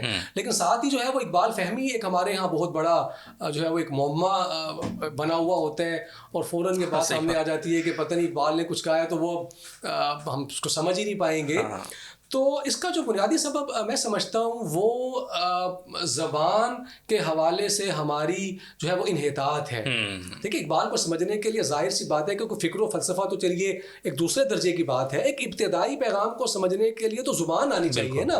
اور پچھلی چند دہائیوں سے ہمارے نظام تعلیم کو کہیے یا جو ہے وہ ایک سوشل میڈیا کے اثرات کہیے یا کچھ بات بھی ہو، کہ زبان کے حوالے سے جو ایک کمزوری اور انحطاط پیدا ہو رہا ہے کہ اچھے خاصے پڑھے لکھے لوگ بھی اردو جو ان کی واقفیت ہے اردو سے شناسائی ہے وہ ختم ہوتی جا رہی ہے. اور ایسے جو عام فہم الفاظ ہیں جو کسی دور میں ہمارے ہاں میٹرک پاس جو لوگ ہوا کرتے تھے وہ بھی سمجھ جایا کرتے تھے، اب ہم یہ دیکھتے ہیں کہ جن لوگوں نے ایم اے کیا ہوا ہوتا ہے، ایم اے اردو کیا ہوا ہوتا ہے، وہ بھی ان الفاظ سے اور تراکیب سے نا بلد اور جو ہے وہ ان سے نا آشنا معلوم ہو رہے ہوتے ہیں. تو سب سے اہم اور ابتدائی بات تو یہ ہے کہ اپنی قومی زبان کی جو حفاظت ہے اس کا کوئی انتظام ہونا چاہیے، اور قومی سطح پہ جو ہے وہ اردو کے تحفظ کا جو ایک تحریک ہے اسے ایک تحریک کے طور پہ لینا چاہیے.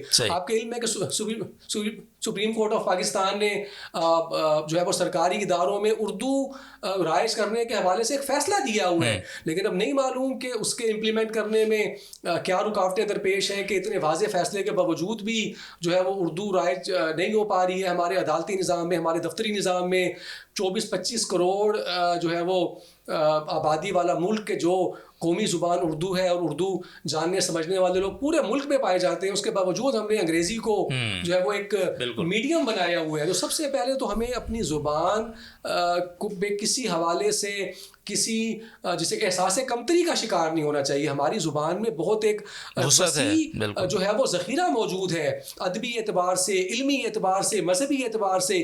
تو گویا اگر زبان اس قوم سے رخصت ہو گئی تو جو سارا سرمایہ پچھلے 150-200 سال میں اکٹھا ہوا ہے کہ پوری قوم اس سرمایہ سے فارغ ہو جائے گی. اردو میں کمزوری پیدا ہوئی ہے تو ساتھ ہی اقبال فہمی میں بھی کمزوری پیدا ہو گئی ہے. تو ایک تو ہمیں اپنی اردو زبان کی حفاظت اور اس کی ترویج اور اس کی جو اردو کا فہم ہے اس کو بڑھانے کی ایک مسلسل کوشش کرنی چاہیے. اور دوسری یہ کہ ایک عمومی مزاج پیدا ہوتا جا رہا ہے قوم میں سطحیت کا، تحقیق کا، مطالعے کا، اور کسی گہری علمی چیزوں میں جو اشتغال ہے اور مصروفیت ہے وہ ہم آج کے نوجوانوں میں نہیں دیکھتے.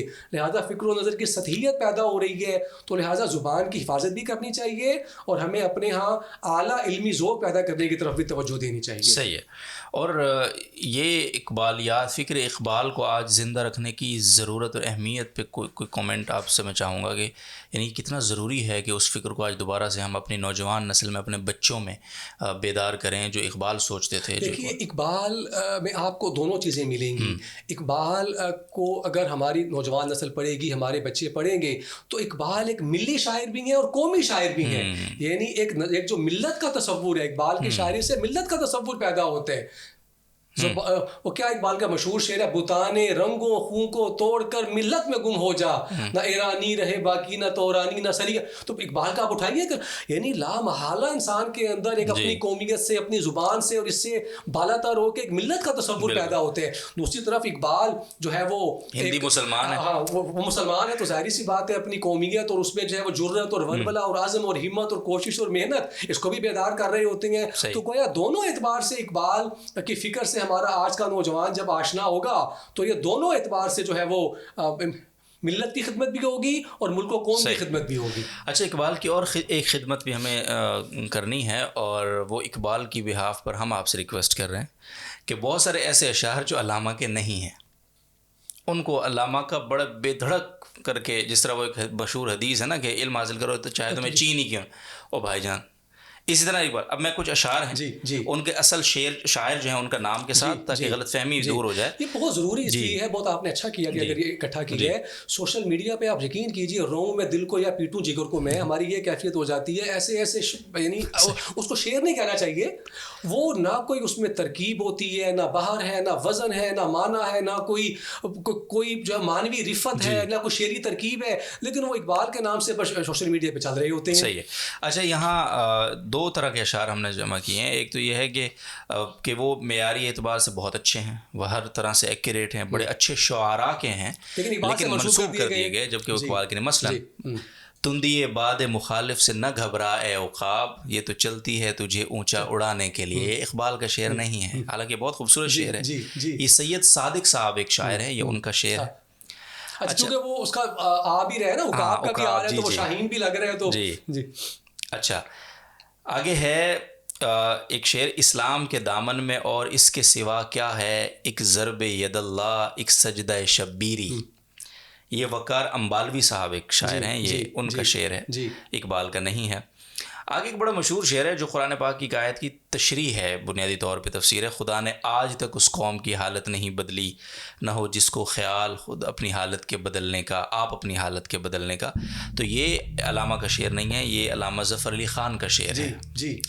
اچھا دوسرا یہ ہے کہ دوسری طرح کے شعر وہ جن کا آپ نے ذکر کیا کہ بالکل نہ کوئی وزن ہے، نہ کوئی معنی ہے، نہ کوئی ترکیب ہے، نہ کچھ ہے، وہ سیدھے اس طرح کے اشعار کچھ ہیں یہاں پہ.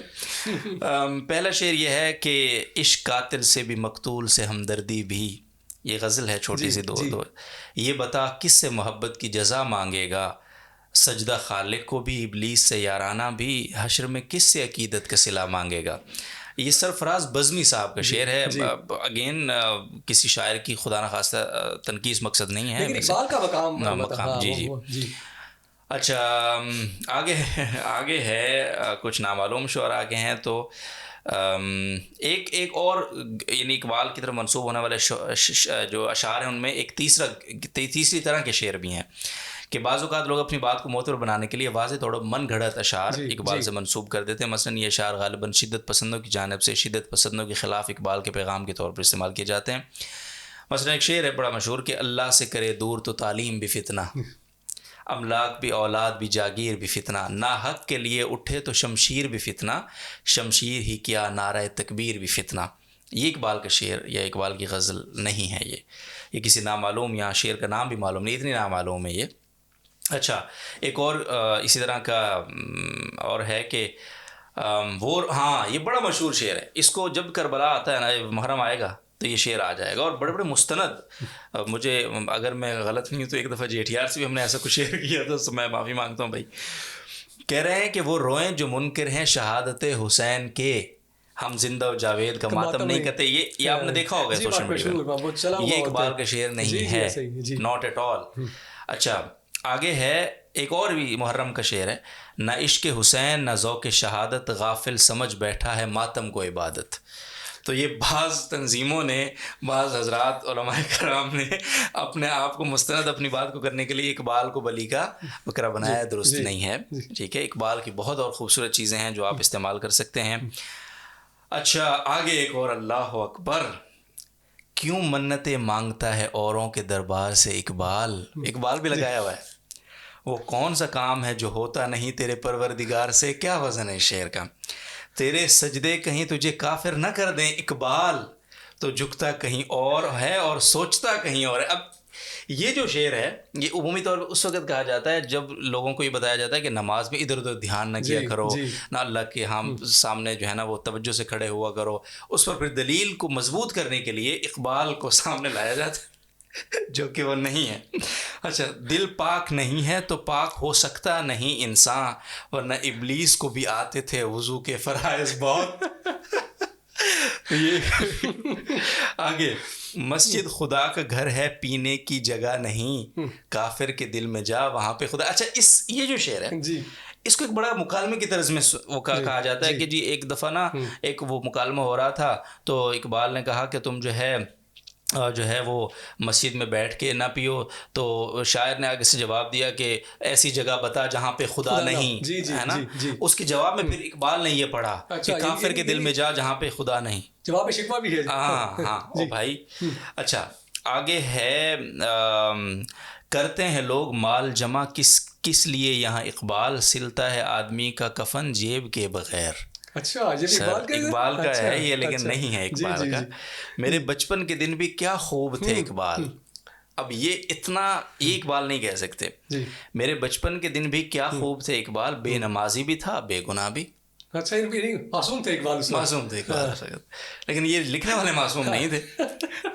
وہ سو رہا ہے تو اسے سونے دو اقبال، ہو سکتا ہے غلامی کی نیند میں وہ خواب آزادی کے دیکھ رہا ہو. یہ تو نثر نہیں ہو گئی، یہ نثر ہو گئی ہے. اچھا اس طرح اور بہت سارے یہ کچھ اشعار. اور لکیلی الحمدللہ یہ جمع ہو گیا تو یہ کافی مشہور معروف اشعار اس میں ایڈریس ہو گیا کہ وہ اقبال کے نہیں ہیں. نثر کی بات سے مجھے یاد آیا ایک بات ہماری رہ گئی کہ اقبال کا نثر، ہاں اقبال کو بطور شاعر جانتے ہیں سب لوگ، لیکن کیا اقبال کا ادب صرف شاعری تک محدود ہے یا نثر میں بھی ان کی کوئی خدمت یا کوئی تصنیف تالیف کوئی ایسی چیز موجود ہے، اور اس کا ادبی مقام و مرتبہ جو ادباء ہیں ان کے نزدیک کیا ہے؟ اقبال کا اپنے شعری کلام کے علاوہ اقبال کی ایک مستقل تصنیف ہے، the reconstruction of religious thought in Islam. یہ انگریزی میں ہے؟ یہ انگریزی میں ہے. اقبال نے اس کو انگریزی میں لکھا تھا، بعد میں پھر سید نذیر نیازی صاحب نے اس کا ترجمہ کیا. ادب سے تو اس کا تعلق نہ ہوا، اس کا تعلق فلسفے اور علم کلام کے ساتھ ہے. تو یہ ان کی علمی خدمت ہے ایک طرح سے. یہ اصل میں فلسفے اور علم کلام کے حوالے سے مطلب ان کی تصنیف ہے. ٹھیک ہے. اور اس اقبال کی تصنیف پر جو علمی، چونکہ اس کا تعلق ادب سے نہیں ہے، خالصتاً فلسفیانہ اور جو زبان بھی اور ہے نا، زبان بھی انگریزی میں لکھی گئی، ترجمہ اقبال کے انتقال کے بعد شائع ہوا. تو علمی حلقوں پر اس کتاب پر دونوں طرح سے جو ہے وہ آراء سامنے آئیں. اس پہ بعض جگہوں سے جو ہے وہ اس پر جو اقبال کی رائے تھی اس پہ تحسین اور اس کی تائید ہوئی، اور بعض جگہوں سے اس پر جو ہے وہ تنقید ہوئی. لیکن بہرحال مجموعی طور پہ جب کتاب کو دیکھا جائے تو چونکہ اقبال علوم اسلامیہ ان کا میدان نہیں تھا، اور پھر عقیدہ ویسے ہی بہت ایک حساس چیز ہے، تو بعض چیزیں اس کتاب میں ایسی آئیں کہ جو پھر اقبال پر تنقید کا باعث بنی، اور بڑے حضرات کی طرف سے، علماء کی طرف سے اس پر نقد ہوا، اور اسے وہ یعنی قبولیت حاصل نہیں ہو سکی کہ جو اقبال کے شعری مجموعے کو حاصل ہے. اور جو تنقید تھی بجا طور پہ اس میں کچھ تصنیف میں ایسی چیزیں تھیں کہ جن پر علماء کی طرف سے نقد بنتا تھا. جس طرح وہ شکوہ پہ علماء نے ان کو توجہ دلائی اور پھر انہوں نے جواب شکوہ اتنا ہی خوبصورتی سے لکھا.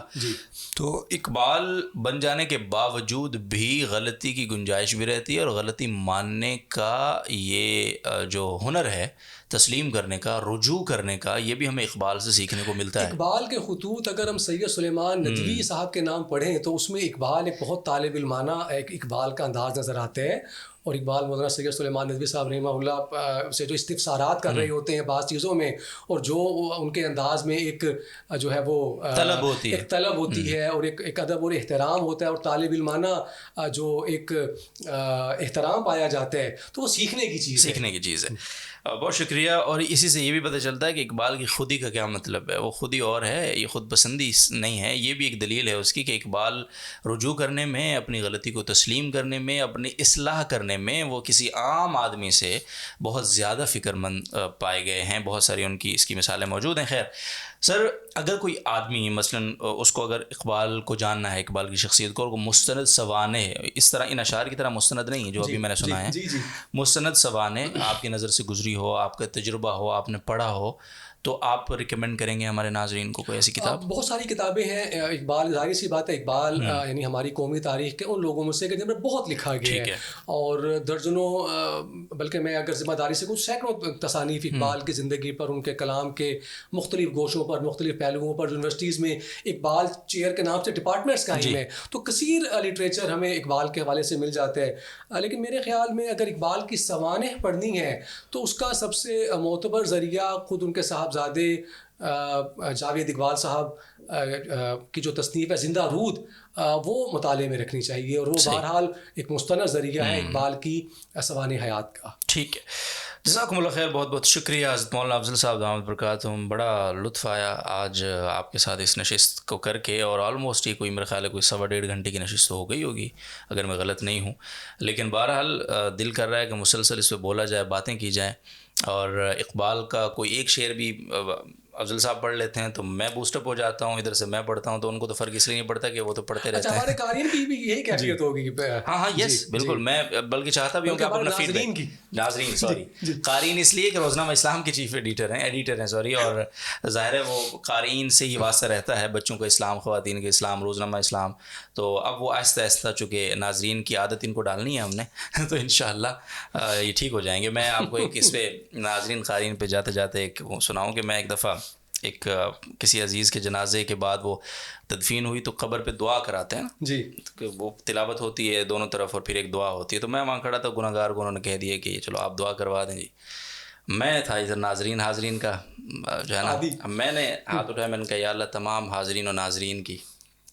تو میں فوراً مجھے دماغ میں نے کہا یار یہ کیا، تو سب لوگ تھوڑے سے وہاں کچھ تھے شرارتی، مسکرائے بھی، اور کچھ میں بھی شرمندہ ہوا.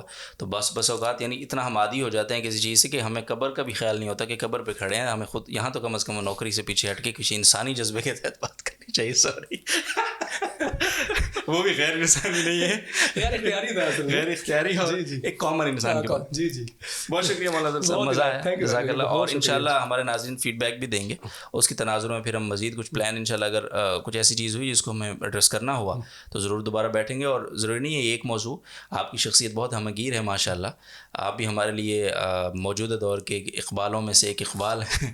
تو انشاءاللہ آپ سے اور بھی استفادہ رہے گا، تو اپنا بہت خیال رکھیے گا آپ بھی، اور ناظرین آپ بھی دعاؤں میں یاد رکھیں. انشاءاللہ آپ سے ملاقات ہوتی ہے. فیڈ بیک یقیناً آپ کا انتظار، آپ کی فیڈ بیک کا انتظار ہے ہمیں. تب تک کے لیے اللہ حافظ.